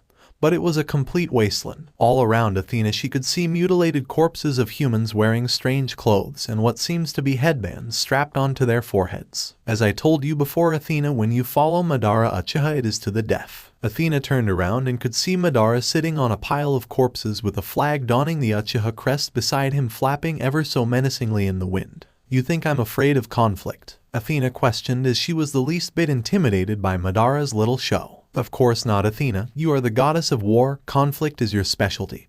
But that is not what you should be afraid of, Madara stated with his sharing and penetrating the very depths of her soul. Athena just narrowed her eyes as she was wondering what exactly did he mean by that. The thing you should really be afraid of is me. There is a reason why my clan called me the ghost of the Uchiha. I am the shadow that haunts the living, and the old Satan faction will be another victim of mine. Athena started to feel the pressure and intensity in the atmosphere that was surrounding her and Madara. Athena, what exactly do you mean by that? You once told me before that you could tell that I indeed possess more power because I mentioned the name Indra's arrow. Athena, yes, I do remember, and I still do believe that you are not bluffing about it. What if I was to tell you that I have reached a level of power greater than that? A power grander than my ultimate Susanoo, a power so out of this world that it will cause the entire supernatural world to fear me as much as you all fear Great Red and Bahamut? Madara questioned with his eyes slowly morphing from the Sharingan to the Rinnegan. Athena took a moment to blink, and when she opened her eyes, Madara's appearance completely changed. He was looking drastically different from before, with his hair now being snow white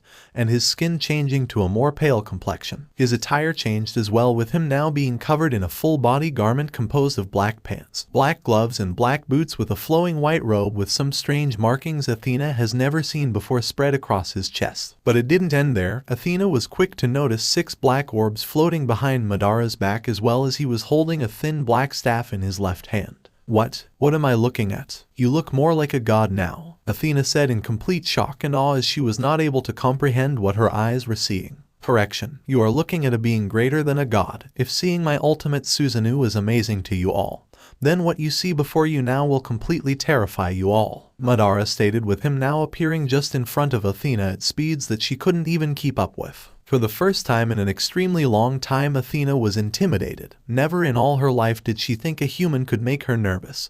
But as Madara's purple eyes were staring at hers, the goddess of war couldn't stop her heart rate from increasing. She was doing her absolute best to stop and resist her body from fidgeting from the nervousness she was feeling. But even though she could control the muscles in her body, she couldn't control other aspects of her body. Madara could see a single sweat drop form from her forehead and run down her face at an embarrassingly slow pace. HMPH, I will tell you this again, Athena. The question you should be really asking yourself is, do you truly wish to follow Madara Uchiha? For the first time in her life, Athena was completely speechless. She opened her mouth, but to her surprise, nothing came of it. She was completely silent. HMPH, I see you need time to answer that question. Very well then, I will say one thing though, don't look up. And with that, Madara completely disappeared, leaving Athena alone at the battlefield with all the corpses. The goddess of war wondered why the Uchiha suggested to her that she should not look up. She decided to go against his suggestion and solely regretted it. Athena's eyes widened in horror as she saw a giant meteor covered in red and black flames heading her way to insane speeds. Athena knew she couldn't outrun or do anything against such a thing. The goddess of war took a deep breath and closed her eyes, hoping that this was just another one of Madara's displays and not an actual threat. Open your eyes. Athena did as she was told, and her eyes shot open, and she was back to being at the top of the cliff that was overlooking Madara's territory. However, this time she was alone. She began moving her head around, but there was no sign of Madara anywhere. What was that just now? An illusion? Or was I just hallucinating? But it felt so real, like I was actually transported into another world. I suppose there really is more to you than I thought, Madara Uchiha, Athena said out loud while looking at the sky with an amused smile. With Diana, the queen of the vampires, was sitting on top of her bed in her room practicing how to use Kamui with her right hand. She attempted to touch her face with the hand in question, and it simply just phased through her face and skull. My king wasn't joking. I can truly dematerialize any and all parts of my body at will. Such an ability is truly something special. With a power like this, any and all physical attacks are completely useless against me for 5 minutes. And to think my lord gave it to me so casually makes me wonder what other unique sharing and abilities my king can share with me. I would like to try those black flames of his. If I remember correctly, Tiamat told me they're the hottest flames she has ever seen. Diana brought her right hand out of her skull and back in front of her. However, immediately after that, she felt a sharp pain in her right eye and instantly deactivated Kamui and placed her right hand over the eye to soothe the pain. My king was right. It does indeed take a lot out of me. It's only thanks to his blood in my system that I can keep using such power. Too bad I'm not an Uchiha. Uchiha only I was an Uchiha. Diana Uchiha. I quite like the sound of that. Madara and Diana Uchiha. I like the sound of that even better. Diana stood up from her bed and went to the mirror that was at the corner of her room to look at her reflection, and when she saw her Sharingans looking back at her, the image of Madara appeared in the mirror's reflection. HMPH, it hasn't been a day yet and I already miss you, Madara. Why did we have to meet during these times? Why couldn't I have met you during a time of peace? During a time where all existence wasn't at stake? There is nothing I want more than to just be with you, Madara. I can imagine you and I laying together lazily, enjoying the sunset, not having a care in the world. Unfortunately, we have to wait for such a time. This is why your dream is my dream, my dear Madara, and I will let nothing stop us from achieving our dream. I want peace so that we can be together without needing to worry about our enemies. We at least deserve that much. I just can't wait for this to be over, Diana said to herself while placing her right hand on the part of the mirror that was displaying Madara's face. Knock knock. The moment Diana heard a knock on the door, Madara's image disappeared with the mirror only now displaying Diana's reflection, causing her to be rather annoyed due to someone interrupting her little moment. Come in. And with her permission, Diana's bedroom door opened and it revealed a certain silver-haired demon. Raizvim, to what do I owe the visit? Diana questioned, with her being a little surprised that the temporary head of the old Satan faction came to see her. Do you like your room? Raizvim questioned, with him stepping in and analyzing the little touches Diana made. It's good enough. HMPH, worry not, we have many other bases of operation, and I will say that some of them have rooms with the most stunning of views, Raizvim stated, with him now shifting his attention to Diana. I would like to see that, but you still haven't asked my question though. Come now, there is no need to be so formal. We are comrades, after all. Not every conversation of ours has to be about business, so do not be surprised when I ask you how you are doing, Raizvim said with his trademark smirk. Indeed, you are right, Raizvim. We are comrades. However, I know for a fact that you didn't just come to my room for a friendly chat, Diana said, giving Raizvim a smirk of her own. Raizvim, as sharp as ever, Diana Dracula. But indeed you are right, there is a reason I came here. Diana, and I will ask again, what is this visit for? Come, walk with me, Diana. I wish to show you something, seeing that you are the newest member of our little group. Diana just nodded at Raizvim's request and followed the silver-haired demon out the room into the main hall. So what made you decide to join us and leave your beloved Madara Uchiha? Raizvim questioned, with him leading Diana through the main hall towards a certain room. Because of Papa, he is the only family I have left, and now I have a greater understanding of his reasons. Papa done everything he did for me to become the ultimate vampire and usher in an era where the vampires can rule like gods, Diana said with a straight face. HMPH, I suppose that is a good reason. Still, I find it rather odd that you left Madara so easy. I know very well that you created a close bond with him. It just piques my interest that you could break it so easily, Raizvim said as he looked at with a calculative gaze. Diana, what can I say? Madara is no longer useful to me. I simply decided to join the winning team. Raizvim, is that right? Diana's was slowly growing more nervous by the second as she could see that Raizvim wasn't buying her story completely. He seemed to be giving the vibe of I got my eyes on you. Do you not trust me, Raizvim? Diana questioned, giving Raizvim a coy smile as she was trying to find a way to gain control of this conversation. Trust you? Of course, I don't trust you. Come now, Diana is someone who has lived for hundreds of years. You of all people should know that trust is one of the most fragile and flimsy bonds in existence. As a matter of fact, I don't trust anyone else in this group. Diana was completely caught off guard. She wasn't expecting such a response. It was causing her brain to go into hyperdrive as she was wondering, why the hell are there other members in this group then? Why? Raizvim, why what? Why would you recruit other members for the old Satan faction then? Why do it if you don't trust any one of us? Diana questioned, being extremely confused by Raizvim's actions. HMPH, you already said the answer. Because it's the winning team and also for mutual interest.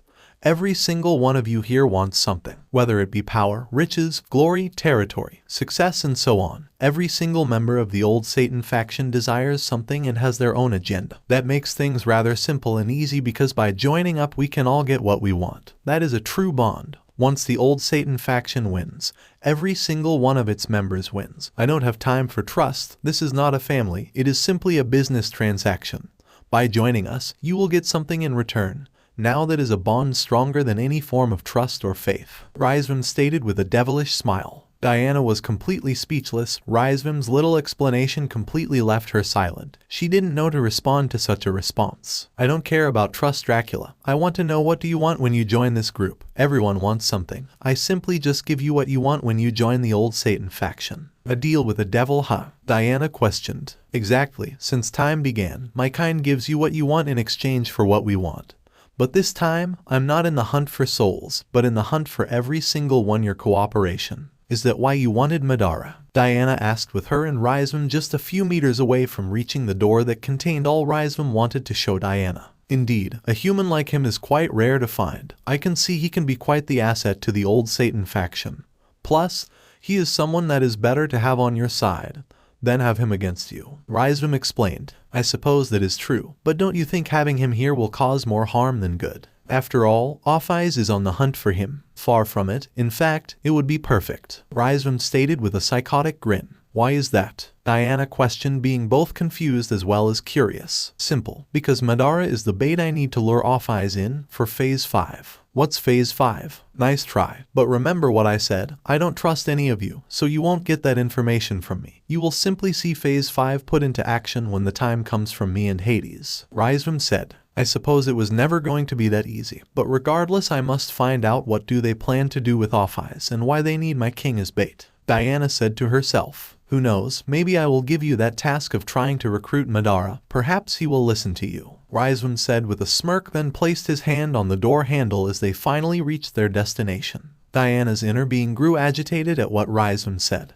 but knew she had to play it cool or she would blow her cover. Yes, perhaps. Diana responded with a smirk of her own. Rizvim proceeded to open the door and gestured to Diana to come in, and once she walked in, Rizvim closed the door and stood beside Diana. Diana couldn't see much as the room was incredibly dark with just a faint green light glowing at the corner. I apologize for the lack of light. He really likes it dark. Who's he? Diana questioned as she was wondering who Rizvim is talking about. Why don't you see for yourself? After saying those words, Rizvim clapped his hands and the room lit up, revealing all its contents to Diana, and what she saw shocked her to no end. At both the left and right side of the room were groups of stray devils that were all chained up and had multiple tubes connected to their bodies that seemed to be sucking up all their energies. Diana's eyes followed the trail of tubes and saw that they all headed to one big tank that seemed to be containing someone in it. Diana's eyes widened in shock as she was finally able to recognize who it was floating unconsciously in the glass tank. Is that Rizvim? Indeed it is. Lucifer, Diana said with a pinch of fear and anger in her voice. Right in front of her was Vlad's accomplice in the murder of her mother. The older and more mature-looking version of Rizvim was unconsciously floating in a large glass tank that was filled with liquefied stray devil energy. God's former favorite was currently shirtless with multiple tubes attached to his upper body, just pumping liters upon liters of concentrated stray devil demonic energy into his system. Diana, so he survived his battle against God then?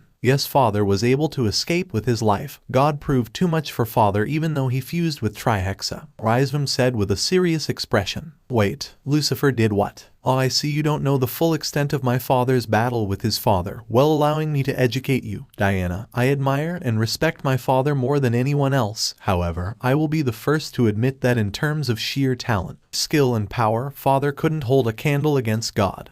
Grandfather was just in a league of his own, and when he discovered the divine power known as Ultra Instinct, it made him the most powerful deity in existence. Diana, yes, continue. Father grew frustrated and envious of Grandfather as he tried to enter and master Ultra Instinct, but it was to no avail. And when he saw that Jesus was able to enter Ultra Instinct Omen 1, he was enraged. Father has been attempting for decades and he couldn't even enter Omen 1 of Ultra Instinct, so he scrapped the idea of Ultra Instinct for another form of power. Diana, the fusion. Indeed, Father studied very closely the fusion technique of the Yaokai faction, and was able to reverse engineer his own version of the technique and fused with Trihexa, but with Father having complete control of the beast's power as well as his own. Towards the end of the Great Christian War, Lucifer's castle. Lucifer was currently in a large chamber room observing one of the many demonic circles he has drawn as he was edging ever so closer to finding the perfect formula for his version of the fusion technique. The King of Devils found the original fusion technique of the Yaokai unfit for his liking. He harbored no desire to share a body with Trihexa but rather to have complete control. Lucifer knew very well that the simplest method to this would be to simply just absorb Trihexa. However, the beast's power is too great for anyone to try and absorb it. Therefore, the initial start for Lucifer was to fuse with Trihexa, but as time progressed, allow his body to absorb the beast's power bit by bit until it becomes his own, thereby making him the strongest being in existence. This is more complex than I thought. The fusion technique is known to combine two beings into one. However, that is not what I'm seeking. I desire a means to fuse with the beast but to still have control of my body, mind, and power as well as the beast's power. Possession wouldn't work. Trihexa's power is too great, and even so, I would only be able to control its body and wouldn't be able to access mine. Wait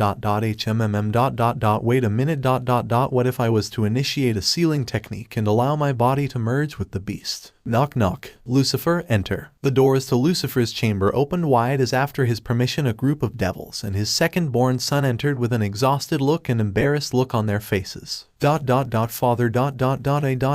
We. Silence, Rizvim. I know full well what happened at the battlefield. Currently, we are at a stalemate. We have lost your brother, however God lost his trump card as well. Lucifer stated, not allowing his son to carry on. Forgive us for our failure, Lord Lucifer. Do not even mention such. Your failure disgusts me. This will not go unpunished. However, there are more pressing matters to attend to. Rizvim, have you brought it? Yes, Father, of course, Rizvim said, then proceeded to summon a magic circle above the workbench in front of his father, and a vial of blood appeared before him. Excellent. With this I am one step closer to being the perfect life form, Lucifer said, with him taking the vial of blood and intensely analyzing it. Forgive me for my incompetence, Father, but why did you need the blood of a nine-tailed fox yokai? Rizvim questioned as he remembered how much his father stressed about attaining the DNA of a powerful yokai. Attaining the vial of blood was not an easy task, as Rizvim had to kill the current yokai leader, the father of Yasaka, who was known to be the strongest yokai leader of this generation. Fortunately, Rizvim had enough in him to eliminate the great nine-tailed fox and extract some of his blood before getting caught. I suppose it is time I let you know of my plan. I am disgusted with myself for saying this. However, Ultra Instinct is just a power I cannot reach. The only thing I will admit that God has me beat at. However, that doesn't mean I cannot be the ultimate being, Lucifer said with a smirk as he opened the lid of the vial and brought it to his mouth. What do you mean, my lord? A high-class devil asked as he was wondering what was going on in her king's mind. Lucifer, you know of the fusion technique of the yokai, correct? Devils, yes, Lord Lucifer. I have reversed engineered the technique and have made it my own.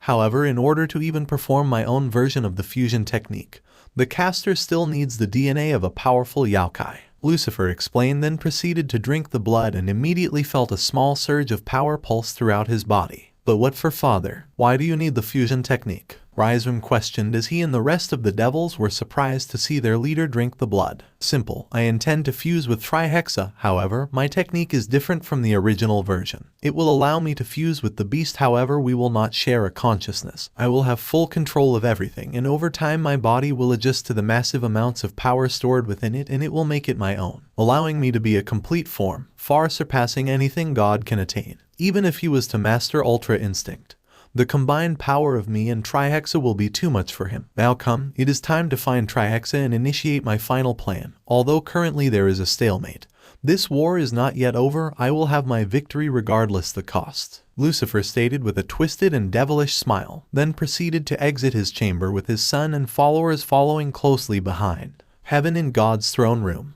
Just like Lucifer, dozens of God's followers entered his throne room with dejected and defeated looks on their faces. They couldn't even muster up the courage to look their father in the eye due to them not being able to save their hero Jesus Christ. Father, please forgive us for our failure. We were not able to save Jesus from dying, Michael said as he spoke not only for him but for his fellow angels. My son has fought the good fight. He has kept the faith, but know this, my children, he is far from finishing the race. Jesus is not completely gone. He is merely enjoying a much-deserved rest, God said, but still held a stoic and serious expression. Whatever do you mean, Father? Gabriel questioned as God's words were confusing her as well as the rest of the other angels. I used a portion of my power to save his soul, and as we are speaking his soul will be stored in the body of Jin Toriyama and will be passed down the generations until it will finally be awakened in a young lady who will be named Asuka Toriyama. Michael, but why the Toriyama clan father? Because the Toriyama clan are the descendants of Moses as well as they possess the DNA of David, Paul, and Solomon. They are royalty in Christianity, and the only clan that is able to handle the tremendous holy power of Jesus. God explained. Gabriel, okay, we understand why you pick the Toriyama clan father, but why is it that our king's soul will only be awakened in the child called Asuka Toriyama? Simple, Asuka will be the first of many Toriyamas to be a new breed of the clan. Michael, new breed. Indeed, Michael, while Asuka is in the womb of her mother, Jesus will play a hand in her development as his soul will be stored in her mother's body. Asuka's DNA, cells and genes will be altered and stronger than any other Toriyama before her, allowing her to be the first in her clan to be able to handle Jesus's full power. God explained as he rested his cheek on his fist and looked at his children with a calm expression.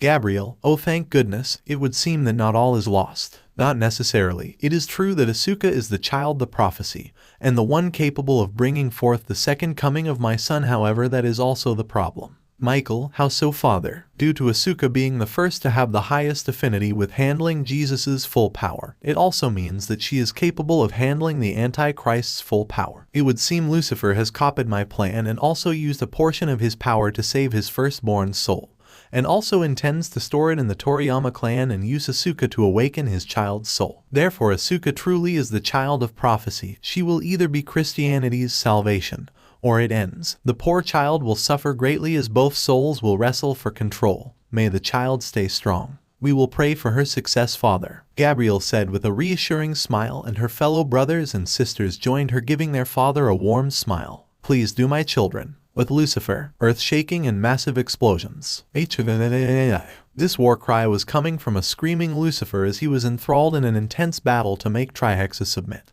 The King of Darkness lost many devils in trying to keep the beast at bay. However, their sacrifice paid dividends as Lucifer was able to get close enough to the beast in order to begin the fusion. You're finally mine. Now submit to me, you filthy beast, Lucifer commanded, and immediately after that, a red and black magic circle appeared on his upper body, which caused his torso to act like a black hole, which was causing Trihexa's colossal body to begin to be sucked into the magic circle. Trihexa struggled to keep its ground, however the beast could feel itself moving closer and closer to Lucifer's body. That's right, come beast, submit yourself and be one with me. Your life and power are but a means to serve a greater purpose than your own. It is to serve my purpose. Now come. Lucifer shouted at the top of his lungs, and slowly but surely his body was sucking up Trihexa, piece by piece. Lucifer placed all his remaining power in the magic circle, and Trihexa's body just kept being pulled at a faster rate, causing the beast to roar in panic. However, it was too late. Lucifer's body absorbed about 70% of the beast. Trihexa's struggles were only delaying the inevitable. That's right, submit yourself to me, I am your master now, Lucifer stated with his body fully absorbing Trihexa. Everything went dead silent once Lucifer's body fully absorbed Trihexa, with the man in question also not moving a single muscle. Is Lord Lucifer all right? A devil questioned as he and many of his fellow devils just observed a stagnant Lucifer. Do not tell me the father's fusion technique was a failure. Please, father, do not tell me you have lost control to Trihexa. This was the screams coming from a now uncontrollably vibrating Lucifer. The King of Darkness's body began to levitate on its own, with him still shaking and vibrating. Eventually his head was facing upwards with his eyes rolled back and his arms spread wide. Lord Rizvim, shouldn't we do something? A devil questioned, with him being extremely concerned with the well-being of his leader. Rizvim didn't respond, he just held his ground and looked on with a serious and calculative expression. Soon enough a black sphere appeared around Lucifer and completely surrounded him, cutting him off from the outside world. Earth began to shake and dark clouds began to form above the sphere, with bolts of lightning striking it every now and then. Lord Rizvim, please my lord ... what are your orders? We will stay and wait. Devils, but my lord, I said we will stay here and wait. Do not question my authority, Rizvim said with a stern tone. It pained him just as much as the other devils to see this unfold. However, Rizvim was wise to know that it was all part of the process. All they could do was just trust in the willpower of their king. The current of the wind began to pick up, and to say it was intense would be an understatement. If those who were present were humans instead of devils, then surely they would have been swept away by the wind and landed somewhere else on the map. All who were present used their demonic energy to strengthen their footing and just resisted the wind as best they can. The sphere just expanded in size, and screams of anguish could be heard coming from the black ball, One of the devils decided to disobey Rizvam's orders and decided to fly straight for the sphere with the hopes of saving her beloved Lucifer. However, the moment her hand came into contact with the ever-expanding sphere, her entire body was vaporized in an instant. Rizvam, fool. Anyone else wishes to disobey me and join her in death. No, good, now just stay where you are and observe. It is almost over. Rizvam's words held some truth as everything around them began to calm down a bit, and the black sphere soon began to decrease in size. Everything seemed to gradually become more peaceful until all came to a standstill with the black sphere rising even higher than before. The black ball that was cocooning Lucifer just suddenly exploded, finally freeing God's biggest enemy. However, his appearance changed considerably, with his hair now adopting more than one color. His hair was a mixture of silver, black and gray. His eyes changed as well, with them being completely black. However, the iris in his eyes were silver now. His clothing changed as well, as he was dressed in a black coat that was splashed with silver sixes all over. This was accompanied with black pants and black shoes, and to finish it off, his nails changed color, with them being black and growing sharper. Rizvam and the rest of the devils made their way to Lucifer. However, they moved with caution and kept their guard on high alert. Rizvam, father, is that you? Who do you think it is, Rizvam? Lucifer questioned as he looked at his second-born over his shoulder. So it was a success. But how come I cannot sense your power? Rizvam questioned as he couldn't scale just how powerful his father is. Of course you cannot sense my power. I am at a level that is beyond the comprehension of gods. The only ones that can sense my power is the rest of the top 5, which would be God, Bahamut, Great Red, and Off-Eyes, although the fusion is not complete, Lucifer stated while staring at the palm of his right hand. What do you mean it is not complete, father? Rizvam questioned. Although yes, I am far stronger than I was before. The fusion has had to bring down Trihex's power significantly, otherwise my body would have not been able to cope with it. Just as I said before, as time is going, my body is absorbing more and more of Trihex's power. Eventually the fusion will be complete, and when that is done, I will be the ultimate life form. However, for now, I will say I am equal to God at full power, Lucifer stated, with him turning around to face his devoted followers. Rizvam, so what's next, father? What's next is that this war ends in my victory. It is time me and God settle this once and for all. Lucifer slowly made his way to his son and placed his hand on top of Rizvam and transferred some of his power to his son as a means of protection. Rizvam, you are going to go to heaven to send a message for me. Back at heaven. Gabriel, so what's your next move, father? Let me be the one to tell you that. A disembodied voice said, and everyone went on high alert. All the angels in the throne room kept their guard up, and God just raised an eyebrow as he was wondering who this intruder was. A demonic circle just appeared in front of God, and Rizvam stepped out of it and looked at his grandfather with a devilish smile. Well, long time no see, grandfather, how have you be? Before Rizvam could even finish his question, Gabriel and Michael charged at him from both sides with the intention of slicing his head off with their holy swords. However, before the blades could get too close, Rizvam grabbed a hold of them and crushed them with very little difficulty. God watched on, rather impressed that Rizvam could destroy weapons that were literally designed to be the weakness of devils. As for Gabriel and Michael, they were completely shocked that Rizvam destroyed their weapons. However, chose no time to dwell on it and charged at him once again with the intention to use their fist. However, Rizvam easily blocked their strikes and looked at God with a rather bored look on his face. Really? This is the best your seraphs can do, grandfather? I am rather disappointed. You have let your standards slip. God was rather amused at this little display. However, Michael and Gabriel were not. Why you ... how dare why? Gabriel couldn't finish her sentence as God raised his hand to signal to his daughter to stop. Gabriel and Michael were rather irritated that God signaled to them to back off. However, they did ever so reluctantly. Relax, I come in peace. You two forget who I am standing in front of. Grandfather can easily kill me in his sleep if he wanted to. I'm just here to send a message, Rizvam said with a smirk. So what is it that brings you here, Rizvam? God questioned, with him still resting his cheek on his fist. As I said, I am here to deliver a message. Now then, let me make sure I get this right. The time has come, God. It is time we settle this once and for all. You versus me, in a battle to the death, to settle who has control of Christianity. You know where you will find me, the place where it all began. Rizvam concluded. Huo, so your father has finally come to face me, Rizvam? God questioned, being slightly surprised that his once favorite child actually has the courage to come and face him. Indeed, grandfather, he wishes to no longer delay the long predestined battle between you and him, Rizvam stated with a devilish smile. Something is not right here, God said to himself, as found it rather odd that Lucifer would challenge him now. God knew he was leaps and bounds beyond his #1 enemy, so why would Lucifer have the audacity to challenge him to a battle? God, this makes no sense. Why would Lucifer challenge me? He knows very well that as a death wish UNLESS ... he has gained some power that can rival my ultra instinct. The Holy One took one more look at Rizvim and saw from the confidence and arrogance that Lucifer's second-born was displaying that his hypothesis may be correct.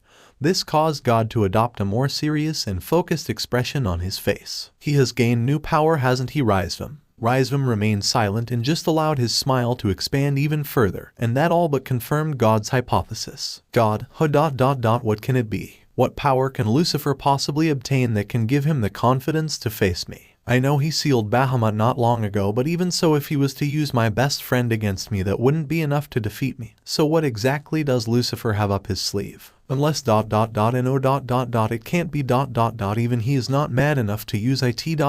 or is he? Very well then, Rizvim, I will meet with your father, now leave us, God demanded, but his calm demeanor was long gone, with it now being replaced with a dead serious expression. With pleasure, grandfather, Rizvim said, performing a mocking bow, then disappeared with a magic circle. God, Michael. Yes, father, God. In fact, this is something you all need to hear, so pay attention, my children. All the angels didn't hesitate and gave their father their full and undivided attention. This battle between Lucifer and I will determine who is the victor in this accursed war, but also it will determine the fate of Christianity. As Rizvim said, it is the long predestined battle between me and my child, so I wish to prepare you, my children.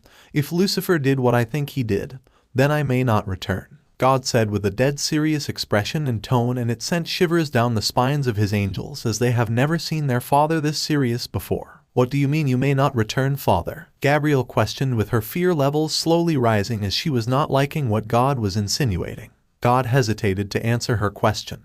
He knew very well that what he was going to say next will extremely upset his devoted angels. It may very well be a battle to the death, therefore I may not make it back alive. This may very well be the last time you see me, God said with a straight face. When his angels heard his words, the emotions they felt was indescribable. Fear, shock, anxiety. They all came rushing into their hearts, as although they are the warriors of God, they were not ready for a scenario where they would have to carry on without him. You surely must be joking, father, Michael said as he refused to accept the possibility of carrying on without the Holy One. Losing Jesus was one thing, but to lose God is just simply a reality they cannot bear. Does it look like I'm joking, Michael? You all may need to prepare for life without me, God stated, then stood up from his throne and started to take his first steps to the gates of heaven. When God's children saw the seriousness in his face eyes, the majority of them collapsed to the floor and began crying their hearts out, as they just couldn't accept that this is actually happening. Gabrielle grabbed a hold of her father's legs as she refused to see him go into a battle that he may not come back from. God looked down to see his daughter crying and clinging onto his left leg for dear life, and there was a part of his heart that ached in pain to see his children in this state. He would like nothing better than to stop all the crying, but he knew better than anyone that he has a duty to do. Please, father, I'm begging you ... don't go ... The possibility of life without you scares me to my very core. Please, father, there has to be another way. I will even fight Lucifer myself ... So please, I'm begging you. Please don't go, Gabrielle pleaded with all her heart while clinging as tightly as possible to God's leg. Gabrielle, what does 2 Timothy 1 verse 7 say? God questioned as he looked down to his daughter with a straight face. Gabrielle, please, father, do not make me say it. This is an order, Gabrielle. What does 2 Timothy 1 verse 7 say? For you did not give us the spirit of fear ... but the spirit of love, power, and self-control. Gabrielle quoted, but still clung onto her father's leg. So what are you so afraid of, Gabrielle? You, my precious daughter, know that we are at war and sacrifices have to be made. We cannot permit evil to win, and if that means I must die in the process, then so be it. Know this, my children, I not only fight for the sake of the supernatural world, but for the sake of you all. So please, Gabrielle, release me. God requested. No, I just can't do it. I already lost Lord Jesus. I simply cannot lose you too, father. I just can't. I won't be able to cope without you. Please, father, don't leave me ... Don't leave us. Come now, Gabrielle, this is not like you, Michael said as he made his way to her in order to try and make her let go of their father, but she didn't budge. Let go of me, Michael. So what if it's beneath me? If it can keep father on the throne, then I will act like this for all eternity. I'm sorry ... but no, I just can't lose you, father. I refuse it, Gabrielle said with her never-ending tears. Enough, Gabrielle. Be at ease, my child, God said as he placed his head on top of his daughter and used a fraction of his power to put her to sleep. No, father, please. Oh, Gabriel could feel her strength weaken in a deep slumber looking to conquer her body. Listen closely, Michael. If I do not return, then I place you as my successor. Please lead the children of Israel in my absences, and do take care of Gabriel for me. God said with a painful smile. I will, no matter what, Father. I will not let you down. You can always count on me. Michael said with a single tear running down his face. Once again God gave his child a painful smile, and began making his way out of his throne room to the gates of heaven, and as he was making his way to the exit, all his angels broke down around him and to the side of him, crying and begging him not to go, but it was to no avail. God signaled to his angels who were guards to open the gate, and it was by far the most painful order they had to carry out because they knew in their heart of hearts they didn't want to open the gates. But no matter what, they could never defy the Holy One and go against his orders. Therefore, they opened the gates with indescribable regret and reluctance. When God reached the gates, he looked back to his crying angels and gave them one last smile. God, remember my children, no matter what, I am always with you. Just as I said in Psalms 27 verse 1, I the Lord am your light and salvation. Do not fear, for I shall give you strength. Never be afraid. Farewell, my beloved children. And with that said, God exited heaven and made his way to the location where he will face Lucifer, the Garden of Eden. How long is he going to keep me waiting? These were the words coming from a now impatient Lucifer, as was getting tired of just waiting for his enemy. Lucifer was currently sitting on the edge of a mountain that was overseeing the whole of Eden, with its majestic environment, its deep forests, expansive rivers, and diverse wildlife. It was truly one of the 7 wonders of the supernatural world. However, Lucifer did not pick this location for its beauty. The king of the devils chose the Garden of Eden because this is where the feud between him and his father began, where Lucifer caused Adam and Eve to eat the forbidden fruit and caused them to become the enemies of God. Just as Lucifer was reminiscing, a large bright light appeared in the sky and was making its way to an open field, and Lucifer knew very well what was the cause of that light. It would seem that you have finally arrived. Father. Let us settle this once and for all, Lucifer said with a devilish smile, then got up and also made his way to the open field. Once Lucifer arrived and God took a look at him and saw how drastic his appearance changed, this all but confirmed his fears. Lucifer, how could you have done such a thing? For you to absorb trihexa. This is madness. This is insanity, God claimed as he could sense the enormous power of the beast emitting from Lucifer's body. Madness. It is beauty, art, and most of all creation. And let me correct you there, because you and I both know that no being can absorb trihexa except for her. I don't have her power, so instead I fused with the beast. Fusion? How can that be? Only the yokai can use such a technique, and even so, fusion combines 2 beings into one.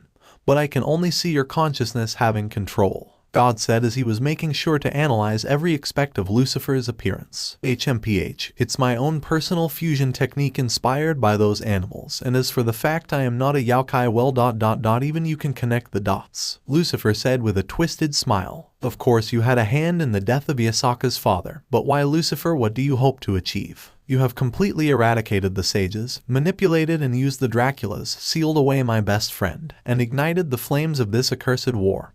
Just what do you hope to achieve? God questioned while looking at his enemy with a straight face. What do I hope to achieve? That should be fairly obvious. I wish to become the ultimate life form. First I will kill you, Father, then after I will rule Christianity, followed by the world and supernatural world.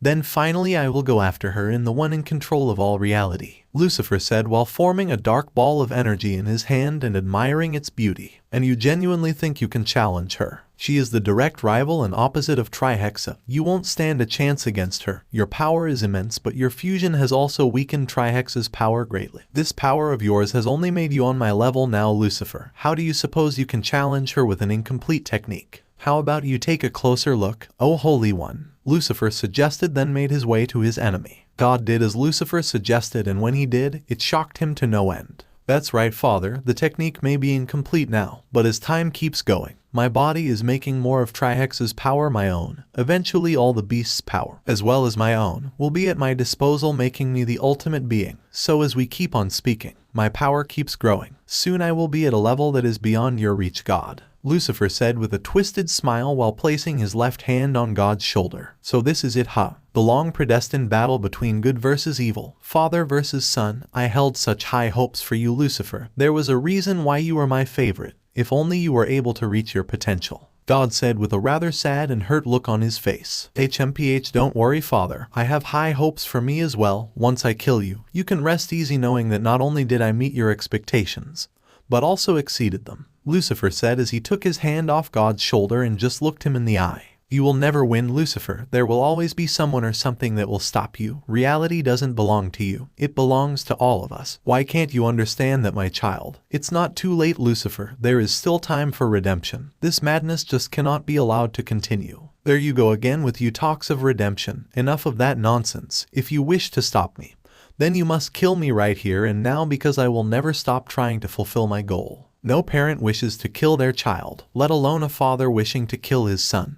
But if this is who you are, Lucifer, then so be it. It is also a parent's duty to discipline their child when they are out of order, God said with a single tear running down his face. HMPH, don't get emotional on me now. You are God after all and I am the devil. We simply do not go together. It is time we end this. Only one of us can be allowed to exist. So let us make this a glorious conclusion to our rivalry, Father. Lucifer said, then began to power up. The time has come to put a stop to you, Lucifer, God said as he too powered up and entered Ultra Instinct Omen 1. God and Lucifer continued to glare at each other, not taking even a moment to blink. Both increased their power, and it caused God's divine silver aura to go back and forth with Lucifer's dark gray aura. Every living animal in Eden stopped what they were doing and kept their focus on the vicinity of Lucifer, and God, as something told them they were endangered. Clouds began to form above Lucifer and God. As it would seem, these two beings powering up was causing quite an upset to the environment. God and Lucifer looked at each other once more before both of them took a deep breath and launched at each other with the intent to kill. Once their fists collided, unspeakable damage came upon the open field they were just now conversing on. Animals took to the skies, trees became uprooted, and the surface above them created a massive crater. Before they would descend to the crater, Lucifer chose to have another go at God. But the Holy One quickly disappeared, then reappeared behind Lucifer and blasted him away with a beam of holy energy, causing Lucifer to crash into the mountain in front of him. God summoned his two giant golden wings and just stayed airborne, observing the spot where Lucifer crashed into the mountain.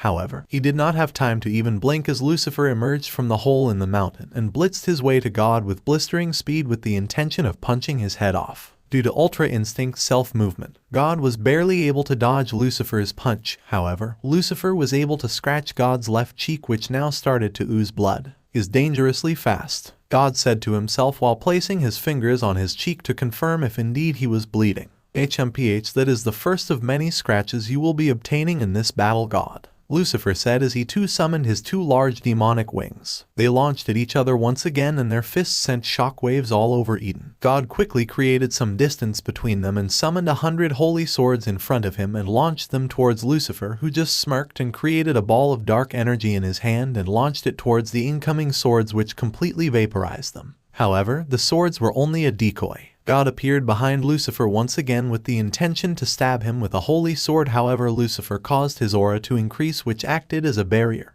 and completely devoured the sword. Lucifer tried to strike God once more, but Ultra Instinct just caused God to dodge Lucifer's attack with ease. TCH, Ultra Instinct is assisting him greatly. I can't land a blow on him, and this is only Omen 1. HMPH, well, this was never going to be easy. I mustn't forget that I am fighting the strongest of the gods. I can't afford to make mistakes. Lucifer backed away from God and brought his hands together, and beneath him, a large black magic circle appeared and an enormously huge skeleton dragon began to emerge from the circle. God, I see. So Lucifer has brought one of his many pets. Well then, let me respond in same vein. God raised his hand to the sky and a large bright light appeared above Lucifer. So he is bringing that, huh? HMPH, let's see which of our pets is the strongest. Lucifer's enormous skeleton dragon finally emerged, and once it looked at God, it released an ear-piercing roar that scared many of the animals in Eden.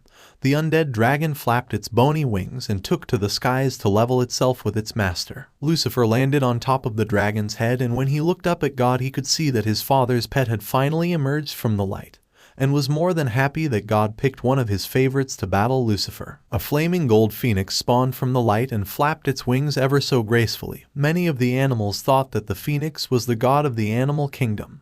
They simply couldn't keep their eyes off God's pet. The gigantic phoenix descended and made its way to God, so he can also stand on top of its head and engage in battle with the enemy. HMPH, your holy phoenix against my cursed dragon seems like an even match-up, but let's see which one is stronger, Lucifer said, then brought his hand together, and all of a sudden everything seemed to be drawn to him. His cursed dragon opened its mouth and began taking a deep breath, which caused it to act like a vacuum, sucking in everything's sight. Trees, animals, large rocks, they were all being consumed by Lucifer's pet, almost as if they were just mere fuel. What is he up to? God questioned as he just observed more and more of the environment being eaten by the dragon. The undead dragon finally ate its fill and just closed its mouth and just looked at God and his phoenix with blood lusted as it was just waiting for its master to give it a command. Lucifer, hell's gun. Once Lucifer uttered those words, his dragon opened its mouth and began firing those giant rocks that it consumed before towards God like a machine gun. And the difference is that these large rocks were now coated in a dark slimy aura that corrupts and corrodes anything it touches. Immediately God ordered its phoenix to start flying around, dodging the incoming projectiles. However, that was proving to be difficult. As they were coming at breakneck speeds, it was as if the dragon was a high-powered machine gun. TCH. Damn it, these boulders are a problem. RGH. Keep flying, my partner. God ordered his phoenix as he and his pet just barely dodged. As for the rocks that missed God, when they made contact with the environment, it just caused massive destruction.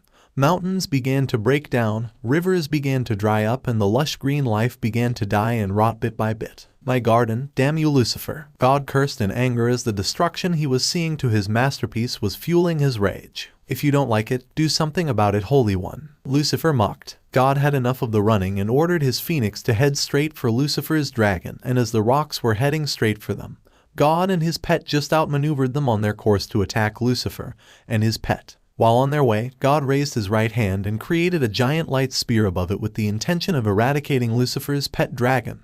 However, Lucifer was more than prepared for this. His dragon stopped firing rocks and soon started to regurgitate the animals it previously consumed, and they all dropped to the floor, all being half-eaten and covered in dragon saliva. God saw this and was slightly disgusted at this sight.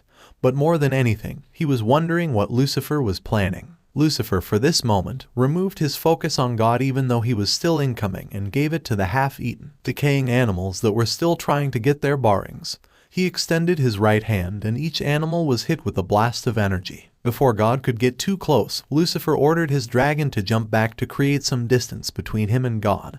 This caused the father of Christianity to stop his charge as he was wondering what was next. Lucifer just smirked and snapped his fingers, which caused the half-eaten animals to start to exponentially grow in size. God observed this, and one by one he saw the decaying animals growing into giant monsters. Eventually, a giant decaying lion, bear, eagle, deer, snake, tiger, and elephant were glaring at God with their blood-lusted demon red eyes. Huo, they are not ordinary puppets. They are infused with Trihex's energy. This will not be plain and simple, God said to himself while analyzing the gigantic animals in front of him. Lucifer, attack my minions. Immediately, Lucifer's giant eagle charged for God at unbelievable speeds, which caused the father of Christianity to be slightly surprised, and that's all Lucifer needed. God was able to order his phoenix to dodge the incoming eagle, which it did ever so slightly.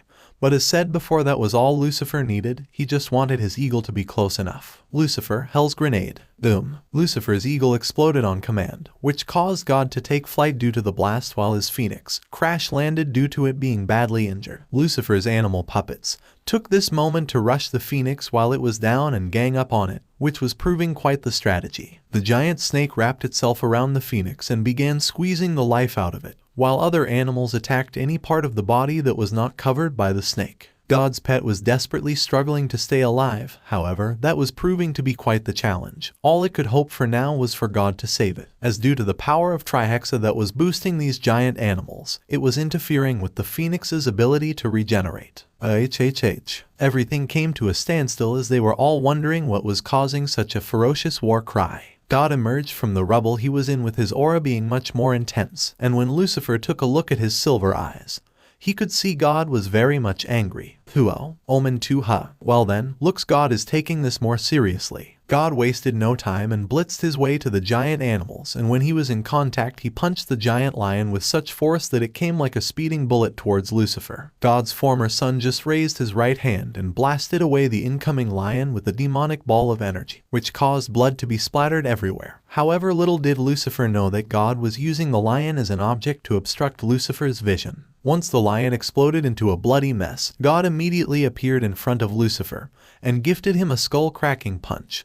This caused Lucifer to take flight and crash into a nearby mountain. God gave him no time to rest as he blitzed his way once again to Lucifer and kneed him in his abdomen, causing Lucifer to travel through the mountain and end up on the other side, creating quite the hole. Lucifer is fast. I need to get my bearings quickly. God blitzed his way once more and tried to attack Lucifer. However, this time Lucifer was able to catch his punch, causing God to come to a halt. Not so fast, you forget there are others who wish to play with you, Lucifer said. Then his giant tiger appeared behind God, hoping to land a sneak attack.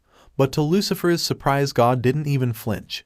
He just kept his eyes solely on the king of the devils. God increased the aura of Ultra Instinct, and just the sheer heat from the form was enough to melt the flesh off the already decaying tiger, leaving nothing but bone now, rendering it completely useless. Lucifer's eyes slightly widened in surprise as he was never expecting this. He shifted his attention back to God's eyes, and when he saw the seriousness in them, and it caused him to lose his concentration. God took that opportunity to use his other hand to land another punch on Lucifer's face, causing him to get airborne once again. As Lucifer was out of the way temporarily, God turned around and now focused his attention on the disgusting beasts that were attacking his beloved fists. Before their heart could make a beat, God appeared above all of them and raised his right hand to the skies. Begone with heaven's rage. 1,000 holy swords, spears, and javelins appeared in the sky, with all of them pointing straight for Lucifer's pets.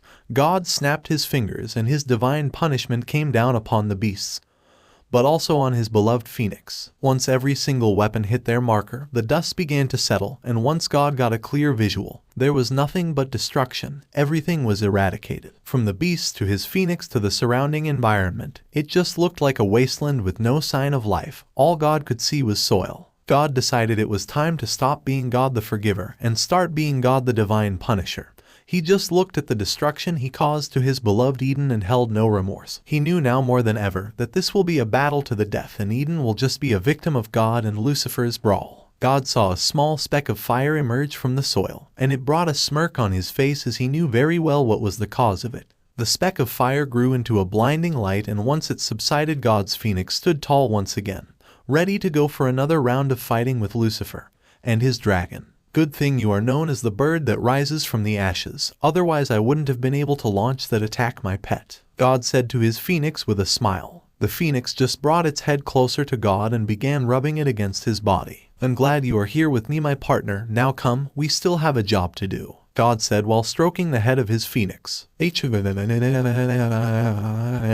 God and his Phoenix shifted his attention to where the noise was coming from and saw a black beam of light coming from the surface and reaching far beyond the clouds of Eden. I have angered him, as he has done with me, God thought to himself as he observed the high surge of power Lucifer was giving off. Eden began to experience some rather worrying earthquakes and vibrations due to Lucifer's power flex. The land began to crack and crumble under the pressure of God and Lucifer's power. The ecosystem was now on the verge of crumbling and breaking apart. Eden was meant to be a garden, a place of beauty, not a battlefield. The land was becoming upset, and it was showing. Dark clouds covered all of Eden, with a few lightning strikes making an appearance here and there. All the surviving animals and creatures began to howl, roar, and hiss in despair as their home is going down the path of destruction, with God and Lucifer making it their battleground. Lucifer stepped out of the beam of black light and absorbed all of it, making it more powerful than before. Lucifer, come. And with that single word, Lucifer's undead dragon launched from where it was and landed just behind its master, itching to go all out. Both Lucifer and God now stood on the heads of pets and glared at each other from far ends of Eden.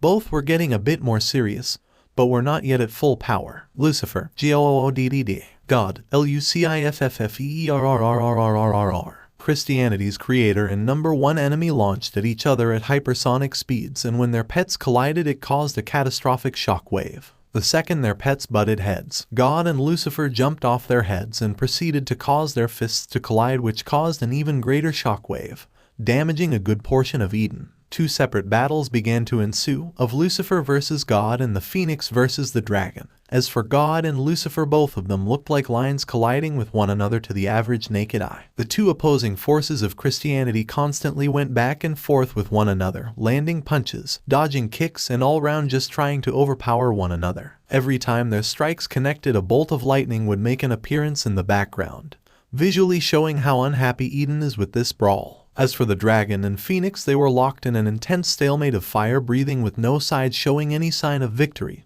However, the animals couldn't help but awe and fear at seeing these two legendary creatures trying to burn each other. It was looking more and more that their beloved Eden will be destroyed by the power of these beings. Now this is what we are all about, father. Me and you. Father and son trying to kill each other. ... You cannot write a script better than this ... Come at me, God. Fuck your compassion. Show me how much you truly hate me, Lucifer said with a twisted smile while being face to face with God as they were engaged in a power struggle. Both of them had their fingers interlocked with one another, do their best to try and overpower the other while glaring at each other with the intent to kill, and Lucifer was absolutely loving it. He has never seen God this angry since the day he kicked him out of heaven and ripped off his angel wings. Oh, how he wanted payback for that humiliation, and he was going to get it no matter what. Lucifer quickly kneed God in his abdomen, causing the Holy One to lose the power struggle with Lucifer, and God's former favorite took this moment to place his father in a rather aggressive chokehold. Lucifer began tightening his fingers on God's neck while looking at him with his smile growing more twisted and psychotic by the second. He raised his free hand and a black ball of demonic energy began spiraling in his palm, and he simply just brought it to God's chest and allowed it to do its thing.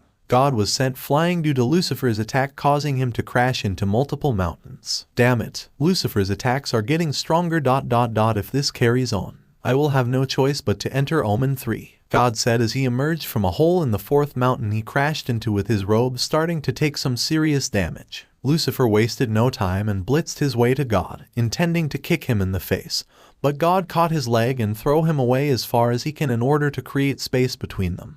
But Lucifer would not give God a second to breathe. He knew he had the advantage, so it didn't matter how many times God would try and create distances. He would close it as soon as he got his bearings. Once again he blitzed his way to God in order to punch him. God didn't have a second to think, he instantly blocked Lucifer's punch, but the sheer force of it caused God to go deeper into the mountain. I am not giving you even the slightest chance to recover. Doesn't matter how much or how many times you try and create space, I will always hunt you down, Lucifer said, being up close and personal with God. God could see that right now he was at a disadvantage.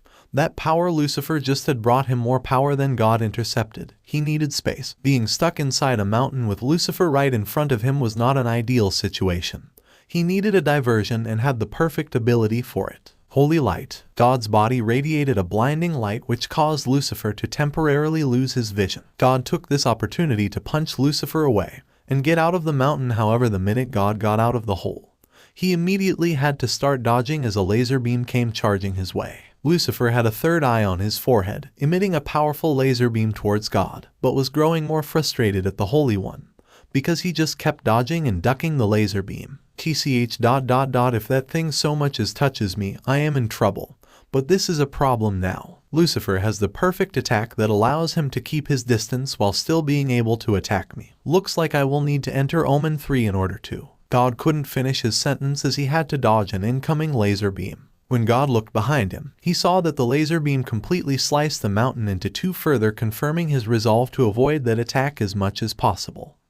Looks like his attacks are getting slower. That ability must be taking a lot out of him. Looks like this is my chance to capitalize, God said to himself as each time he kept dodging Lucifer's lasers, he made sure to get closer and closer. HMPH fool. He must believe that my attacks are getting slower, but he is precisely falling for my trap. He knew I was such an actor, Lucifer said to himself as kept on launching slow laser beams. As God edged closer and closer, Lucifer just continued to launch weak attacks until God was close enough. That's when Lucifer became more serious. He snapped his fingers and instantly Lucifer's dragon appeared beside them and launched straight for God, opening its mouth and swallowing him whole, or so it thought. There was a moment of silence as all just came to a standstill. Although he saw it with his own eyes, Lucifer refused to believe it was this easy. He made sure to keep his guard up and his concentration on high alert. For the first time in quite some time, Eden was experiencing a sense of peace and quiet. Even though a large majority of it was damaged due to the power of God, Lucifer, and their pets, mountains were now reduced to just rubble and large rocks. 80% of all plant life and vegetation were dead. The soil, the trees, the beautiful flowers were all just withered away. Rivers dried up and entire valleys were a shadow of their former selves. All the animals just watched on in despair as the Eden they once known was no more. One of God's greatest creations was dying before their very eyes, and they could do nothing about it. Lucifer still kept his guard up, as he knew it was a foolish thing to think it was over against a being like God, and sure enough, his hunch was correct. Lucifer began to see his dragon emit steam and radiate from its body a massive amount of heat. Damn it. Spit him out before it's too late, Lucifer demanded, but unfortunately it was too late for his dragon. The dragon began roaring and screaming in pain as it felt there was a burning inferno inside its undead body, and it was nothing less than excruciating. It began swinging its head mindlessly as it lost all common senses. The pain was a bit too much. The dragon eventually ceased its tantrum and just looked at Lucifer with worried eyes. Lucifer was rather surprised by the sudden stillness until his dragon exploded in front of him, causing bits of the monster to fly around all over Eden. Lucifer wiped some of his pet's blood off his face and just saw God looking at him shirtless, being completely calm and stoic. So you have finally brought it, huh? Ultra Instinct Omen 3, you are finally going full power, Father. I have been waiting for this. God at his best, Lucifer said with a devilish smile. God just watched on with a stoic expression. He could see that the only way to finish this was if he went all out against Lucifer. There was no other option. Lucifer just clenched his fists, gritted his teeth, and began powering up to his fullest extent, as well as he has been dying to see what this fusion can do when he is going all out. The earth below them began to quake and vibrate violently as it was barely able to withstand the pressure God and Lucifer were giving off. But even though the whole of Eden didn't collapse due to these powerful monsters, it was without repercussions. The ground began to split open as the cracks it sustained before just evolved into something much bigger, causing a large number of the animals to fall within the cracks, killing them instantly. Lucifer stopped his power up and God continued to look at him unfazed as he was more than ready to take on his former favorite at full power. There was first the calm before the storm. Both fighters just glared at each other and took in this moment as they knew this will be the last time this entire place will experience stillness like this. Lucifer took a deep breath, allowing the cold breeze to brush against his face before launching full force with the intention of punching God's teeth out. In the nanosecond that he had, God simply just raised his right hand and caught Lucifer's punch with ease, still giving his trademark stoic look. God shifted his head to the side and saw his injured phoenix resting on the ground trying to regenerate from its wounds, hoping to recover quickly so it can assist its master. But God had other ideas for it. Go, leave this place. You have done more than enough, my friend. Go and rest in heaven. I will make sure to catch up with you soon, God said. But the phoenix could hear from the tone of his voice that God was not sure if he would actually make it back. The phoenix wanted to stay behind, but it knew very well that God would just force it to leave with one of his many abilities. Therefore it gathered its resolve and simply flew away, giving God and Lucifer's their privacy. Now it's just me, you, and the hell we have created, Lucifer said with a smirk. God paid attention to Lucifer's words and looked around him and just saw chaos. His beautiful garden just looked like a graveyard from hell. All its beauty and life was just substituted with death and decay. Lightning just kept striking in the background, further emphasis Eden's anger and sorrow at the destruction it has experienced. God and Lucifer were hurting Eden and the land just simply wanted them to stop. God focused his attention once again on Lucifer, and God's number one enemy was loving the glare the Holy One was giving him.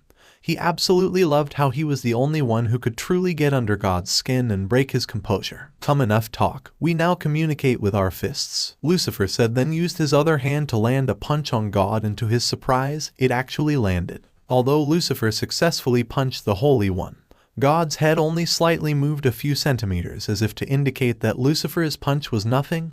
God focused his attention on Lucifer once again and gave him the look. Is that the best you got? Lucifer seemed stunned that his punch had very little effect on him. Did I miscalculate? Is Ultra Instinct Omen 3 more powerful than I anticipated? Wait, no, it can't be ... Don't tell me ... is close to mastering it. God released a monstrous roar that seemed as if a beast was fused with his voice, and the sheer force of the roar caused Lucifer to be launched to the ground. Lucifer immediately emerged from the rubble, and when he looked up to God, he could see the sliver aura of Ultra Instinct was slowly growing. Damn it, he is getting closer to mastering it. Don't tell me Ultra Instinct is responding to him just as my power is responding to me. He is getting stronger as time goes on. Just like me. This is not good. If he can master Ultra Instinct before my fusion can be complete, then all this will be vain. I cannot let that happen. Lucifer's train of thought was interrupted because God blitzed his way to him and punched his enemy in his abdomen. Lucifer spewed out jugs of blood from his mouth. However, God didn't give him a chance to recover. He immediately gave his enemy an uppercut and Lucifer took to the skies. God refused to take it easy and just kept coming towards Lucifer faster and harder, which sent him flying all over Eden. It just looked like thin lines were attacking Lucifer all over. When Lucifer was airborne once again, God appeared behind him once again and kicked him in his spine. And God was sure that he heard a few bones snapping from Lucifer's body. Lucifer plummeted once again, creating a gigantic crater like no other. God's former favorite just kept spewing out gallons of blood from his mouth.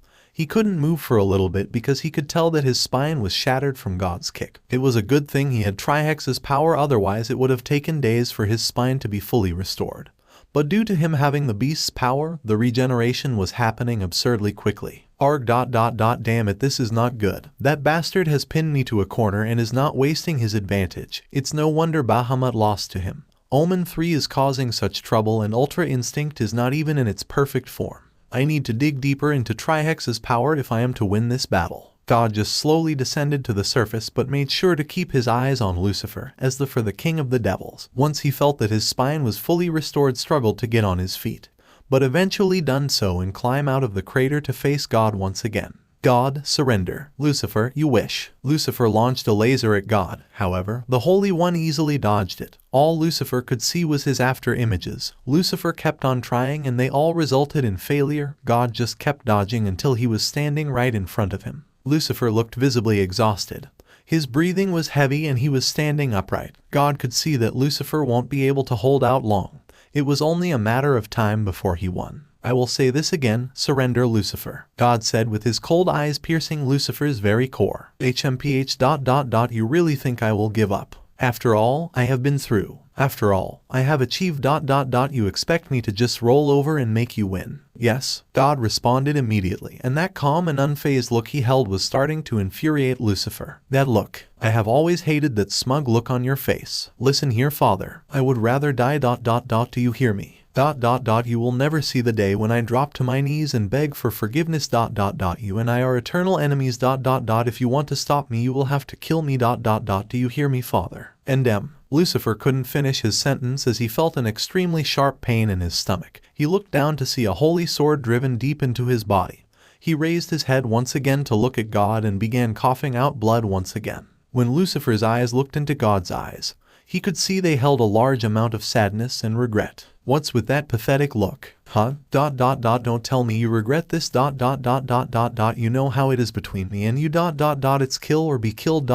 So do your duty and finish what you started. You hear me? End it. I told you this before, Lucifer. You are my child. You are my favorite. It hurts to ask a father to kill his son. I wish I could have been able to save you, to do things differently. May you rest easy, my son, God said with a tear running down his face. God snapped his fingers and all around them were 1,000 golden holy swords aiming at Lucifer. Goodbye, Lucifer, God said, then ordered all 1,000 swords to penetrate Lucifer, and one by one they pierced into his skin and due to their holy energy, began burning Lucifer from the inside. Lucifer just dropped to his knees and looked as if he was on the verge of death.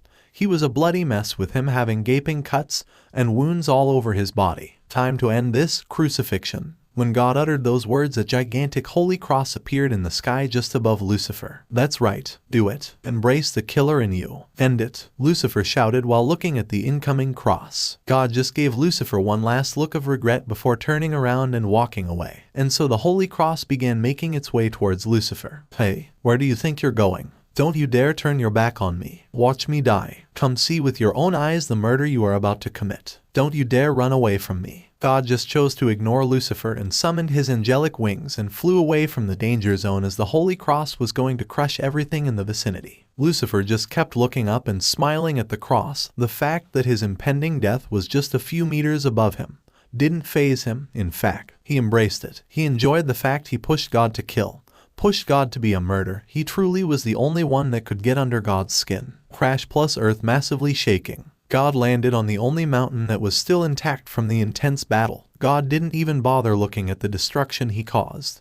He could already tell that Eden was now completely ruined and lifeless. He also didn't bother to look to see if Lucifer was crushed under the cross. He just kept his regretful eyes to the ground and kept walking away from the mess he and Lucifer created. Tell me something, what is it that you wish to accomplish? Lucifer couldn't feel a single part of his body. Everything was just dark and still for him. All he knew was that the cross was resting on top of him and the soil was beneath him. I ask you a question, devil. What exactly do you wish to accomplish? Lucifer, what is this? Who are you? Why is your voice in my head? Why is it that you lower life forms cannot follow instructions? Answer the question, devil. What were you hoping to achieve in this battle? Lucifer, lower life form. You do realize who you are talking to, right? HMPH, please. You are Lucifer, the former angel of God, now king of the devils and ruler of hell. I know exactly who you are, hence why I say you are a lower life form. Lucifer, enough of this. Answer me. Who are you? I am what you all refer to as the beast, the end of all things. I am Trihexa. Lucifer, impossible. You just a mindless beast. You have no intelligent consciousness. Trihexa, assuming is a dangerous thing. Lucifer, now answer, what did you wish to gain from taking my power and defeating God of the Bible? Control. Trihexa, control you say. How boring and cliche, a lower life form seeking power so that he can control the world and engage on a pathetic power trip. What a waste of my power. World. Who said I would be stopping at controlling the world? Trihexa, who? I wish to control all reality. To put it simply, this entire system is flawed. Every single one of these beings that draw breath do not know how to live. They are idiotic, ignorant and wasteful abomination that do not deserve to live. I will change that by ushering in a new system where under my control all shall be perfect and how it was intended to be. Control all reality. You do realize that you are going to have to challenge my opposite, the beginning of all things, the one who brought all to existence. You truly think you can defeat her when you can't even defeat God of the Bible. That is why I have your power, beast. However, you choose to be stubborn and not give me access to all of it. Submit to me, and I will show you what a being with proper direction can do with your power. Trihexa, is that right? Your body is too pathetic and weak. There is no way you can handle all my power right now. You lower life forms need to adjust. However, how about we make a deal, Lucifer? A deal. You do realize what you are getting yourself into, right? It is unwise to make a deal with the devil. Trihexa, HMPH, please. You really think you can intimidate me? I can easily break this flimsy fusion you created and devour you, Lucifer. Now about my deal. I will lend you more of my power on one condition. Which is, Trihexa, destroy my opposite. You must kill the mother of all creation. So essentially just carry out your plan and end her control of all reality. And what exactly happens once I have killed her? Trihexa, come now, Lucifer, you're the devil himself. I'm sure you can figure out what happens next between you and I. Huh? So we will be on the same side until I defeat her. HMPH, very well then. I will not lose to you when the time comes, beast. I will tame you. So let's do it. You have a deal. Trihexa, I will enjoy watching these events unfold. Now brace yourself, devil. Earth shaking. God stopped right in his tracks when he felt the surface begin to shake and vibrate. It can't be, God said to himself as he refused to believe Lucifer was still alive. The current of the wind began to pick up once again and very ominous-looking dark clouds began to form above the cross, with them releasing a few lightning strikes. God turned around and couldn't believe his eyes. Just standing above the cross was the image of Trihexa and Lucifer standing side by side, smiling at him in a menacing manner. A giant bolt of lightning struck God's holy cross, specifically where Lucifer was, and due to the intensity of the strike, it caused the cross to start crumbling, Earth massively shaking. God did his best to try and keep his balance, as this time it felt as if an earthquake was attacking Eden. A beam of black energy shot up to the heavens and completely darkened the skies and vaporizing whatever was left of God's cross. God looked to the ground and could see a figure standing right in the middle of the beam of energy, and his fears of Lucifer actually surviving were only now increasing. How could have Lucifer survived? Unless ... has he fully mastered Trihex's power. The beam of energy began to subside and all went into Lucifer's body, and when God saw Lucifer and sensed his power, he couldn't help but feel nervous. Lucifer blitzed his way to God and just stood a few meters away from him. God didn't even see Lucifer move. One moment he was there and the next he was behind him. What is this? Why do I feel intense pain from my left shoulder? God asked himself while still looking at the spot Lucifer was previously at. God then heard something drop beside him, and when he looked to see what it is, he saw his left arm on the ground completely lifeless. Blood began spraying out of God's left shoulder, and it was causing him unholy pain. He quickly placed his right hand on his left shoulder in order to try soothe the pain. Painful, isn't it? Lucifer said as he removed some of God's blood from his razor-sharp nails. Both God and Lucifer turned around to face one another, and it was a complete switch in expression, with God now being the one expressing pain and nervousness and Lucifer just looking on with a calm face. God tried to rush Lucifer, but the moment he tried to take a step, Lucifer just appeared in front of him with his right arm impaling God's chest. God started coughing out jugs of blood due to the holy pain he was experiencing. Once again, he couldn't even see Lucifer move. It was just too quick for him, almost as if Lucifer was moving faster than time itself. Lucifer removed his arm from God's body, and both of them could see the gaping hole on God's chest. Now remind me again, what did you say to me, Father? Oh yes, I remember. You told me to surrender. I would love to hear you say that again. Go on, let me hear those words once more, Father. God just dropped to his knees as his body was having a difficult time coping with the injuries he sustained. He was losing large amounts of blood and was now knocking on death's door. What's the matter? What happened to that confidence of yours? Come, let me hear you say those. Tell me one more time how I should surrender. Lucifer said while grabbing God's hair and raising him up to face level. Lucifer took his free hand and gouged out one of God's eyes, and all over Eden, you could hear the painful screams coming from the Holy One. Lucifer just took a moment to admire God's eye in his hand before crushing it, and he made sure that to make God look at him crushing his beloved eye. HMPH, I wish your devoted followers could see their beloved God in this pathetic state. To think the most powerful God in the supernatural world is at my mercy. How the tables have turned. No, this Father, Eden was where it all began for me and you, and this is where it will end. You're going to die here, O Holy One. Lucifer said with a psychotic smile. God could see that he had no chance against Lucifer anymore. He is at a level beyond Ultra Instinct Omen 3. He hated to admit. But Lucifer was right, God is going to die here. But not in the way Lucifer thinks. Lucifer is just too powerful now. There is only one thing I can do now to stop him. My dear children.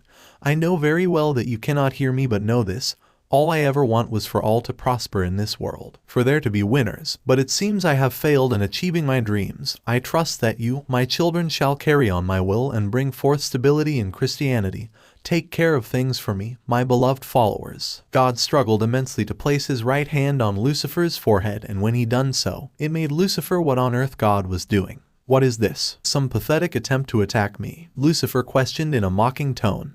Goodbye. Lucifer, God said with his strength diminishing by the minute. I really do love your optimism. It's what really made you stand out from the other gods. To think that you are right on death's door and you still have the audacity to say goodbye to me, as if you are going to win. It truly is a fool's optimism. God simply ignored what Lucifer said and channeled all his remaining power and life force to his right hand.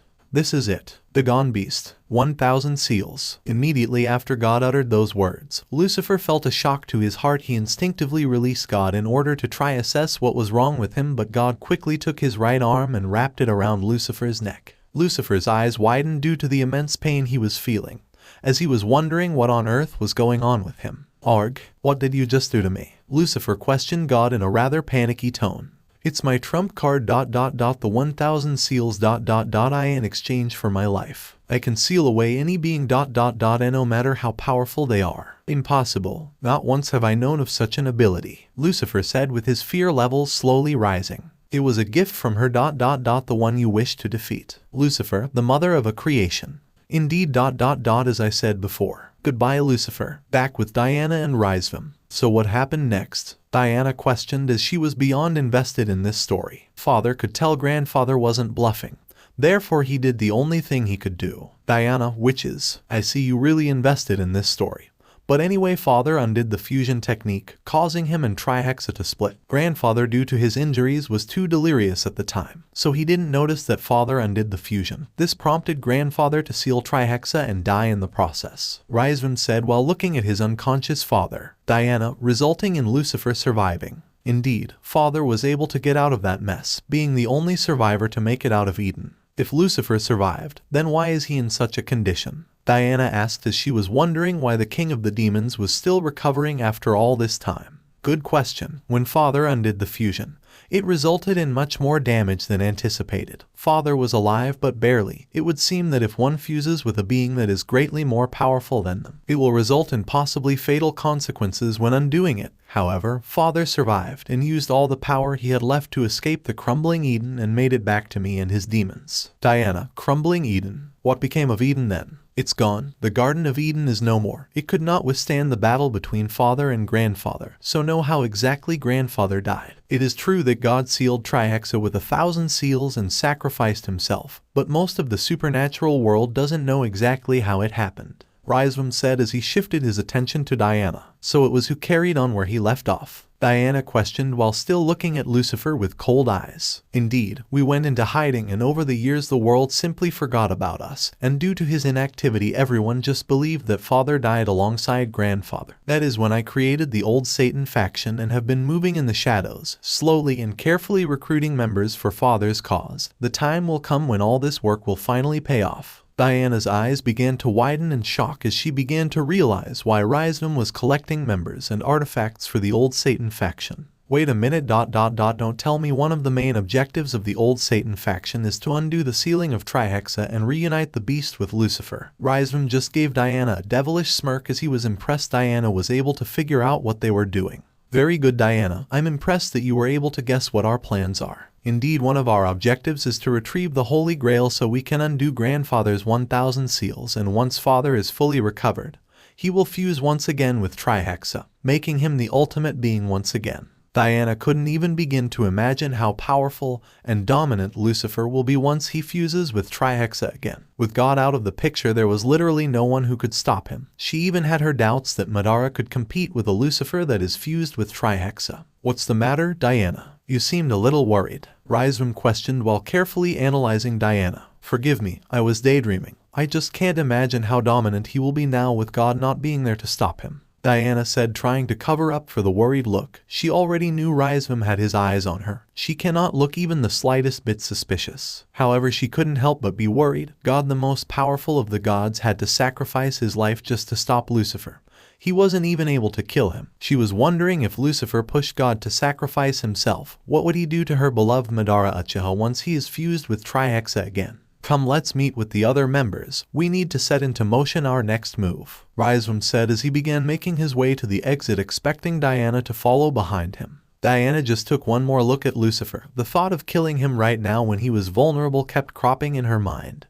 But she knew if she did so, she would be dead, and that would be unfavorable to Madara, as he still needs Diana to gather more information about the old Satan faction, as well as she wasn't confident in her ability to use Kamui to get out of here without a scratch. She needed more time to practice. Diana eventually turned around and made her way to the exit. Once she was out of the room, Rizvam snapped his fingers and the room went dark once again, then sealed the room. Rizvam, come, let's make our way to the meeting room. The conference room. I achieved far greater than you did. Hitler shouted at Napoleon as the two dictators were going at it, arguing who had a greater impact on the world. Idiot. Any in the eyes with power can start a world war, but it takes a true genius to rule it, something you cannot do, Napoleon said as he got up close and personal with Hitler. Do you know who you are talking to, Zwerg? I am the Führer. I brought the entire world to its knees, and I can do it again, Hitler stated while looking eyes with Napoleon. Who are you calling midget? You cornered Hitler and Napoleon and were just a few seconds away from tearing each other apart. Why is it that men always like showing off who has the biggest ego? Victoria questioned while observing the argument between Napoleon and Hitler. It's just their base nature, Medusa said as she stood beside Victoria. Ain't that the truth? Hera said as she too was observing Napoleon and Hitler. Doors open. Rizvam and Diana walked in and almost got hit by an incoming projectile. Before the doors opened, Hitler summoned a gun filled with magical energy and was ready to blast off Napoleon's head. However, the French icon dodged the magical bullet, causing it to head straight to the door. Rizvam simply caught the bullet with 2 fingers before it could cause him and Diana harm and look on at Hitler with a bored look. I believe I said we are all allies here, Adolf, Rizvam said while crushing the bullet in his hand. It's because of this Zwerg. He lacks respect for those who are superior to him, Hitler said while shifting his attention back to Napoleon. You cornered. I challenge you to call me a midget one more time. Napoleon dared as he raised his aura. TFFT please, I am the Führer, your Zwerg energy cannot intimidate me. Enough, Hades said with him releasing a large amount of energy, essentially forcing Hitler and Napoleon to stop and obey. Thank you, Hades, Rizwim said, and Hades just gave him a nod. Victoria looked at Diana and called her over, and the vampire simply made her way to Elizabeth's mother. Come sit next to me, let us chat, Victoria said to Diana, and the queen of the vampires simply obliged. Tell me, what kind of man is Madara Uchiha? Victoria questioned, with Medusa also looking at Diana as she was also interested. Diana was slightly surprised that Victoria asked her such a question, but knew she was undercover, so she had to play along. Whatever do you mean by that? Diana asked well at Victoria. Well, I would like to learn more about the man who helped destroy my favorite city. Victoria with a calm demeanor. I never took you for the type to want revenge, Victoria, Medusa said as she and Diana were wondering, was the former Queen of England holding a grudge against Madara for destroying London? Revenge, please ... If there is anyone I should be angry at, it's my daughter Elizabeth, because I know due to her personality, she must have forced Madara into a fight. But even with her I don't care, I'm not angry, just curious. I heard that yesterday he gave Cronus quite the scare, Victoria said. Well yes, he unleashed a power called the Ultimate Susanoo and was causing quite the stir. But if you wish to know about Madara Uchiha, well, I can say he is a man of immense power and is extremely driven, almost as if he is possessed. He says his goal is world peace and constantly reiterates that he will stop at nothing until he achieves his goal. And the truly scary thing is that I doubt the world has seen him at full power. Huo, is that right? I can see why Elizabeth has taken an interest in him, Victoria said with a smirk slowly emerging from her face. Perhaps we will see him go all out at some point. After all, Off-Eyes is on the hunt for him, Medusa stated. Victoria, but even so, a human that can challenge the gods is quite a fascinating thing. I'm sure my daughter didn't fare well against him. She didn't. Cleopatra had to step in and beg Madara to stop, otherwise, she would have been killed, Diana explained. Of course, Cleopatra, I always had a soft spot for her, Elizabeth's best friend. Tell me something, whatever happened to you, Victoria? And how did you end up in the old Satan faction? Diana questioned. Where do I begin? Well, you obviously know that the royal family of England are immortals, right? Diana, yes. Well, it would seem that was a problem for the neighboring countries and England's colonies. It was my family that gave birth to the United Kingdom and made England the most powerful country in the world. However, you know how the old saying goes, for what comes up must go down. The likes of America, Scotland and Ireland rebelled against England and wanted their independence. There was also other members of my family who wished for this as well, and that's where our downfall came. Diana, explain. We of royal blood were blessed by God with immortality, but it is not complete immortality. We can't die from old age, illness or hunger. But if someone was to cut our heads off, then we would surely die, so there are ways of killing us. That very fact tore my family to pieces. Half of the family believed that England should rule the world, while the other half believed the other countries should be free, and that's when the bloodshed began. Medusa and Diana just kept giving Victoria their full undivided attention as this story was getting more interesting. While other countries were waging war against England, there was also a war happening within the royal family. Mothers, fathers, brothers, sisters, sons, and daughters. It was a massacre because whoever could claim the throne would be able to carry out his or her will and decide the fate of England and the world. We all fought against one another to take the throne and didn't care what we needed to sacrifice in order to rule. The fighting kept going. But once I eventually claimed the throne, it was too late. Other countries claimed their independence and England lost the power it once had. Medusa, carry on. While I am the strongest member in royal family, only my ancestor King Arthur was equal to me. Therefore all other members of my family backed down because they knew they couldn't challenge. However, they did fear that I will try to make England the powerhouse it once was before. So there were multiple assassination attempts on my life. This is when I faked my death and let Elizabeth take the throne. My daughter would be the shiny trophy that keeps the other half of my family happy while I move in the shadows. Wait, so what happened to the other half of your family, those who wanted to see England rule? Diana questioned. Dead. I am the only surviving member from that side of the family. The fools got arrogant and underestimated the other half.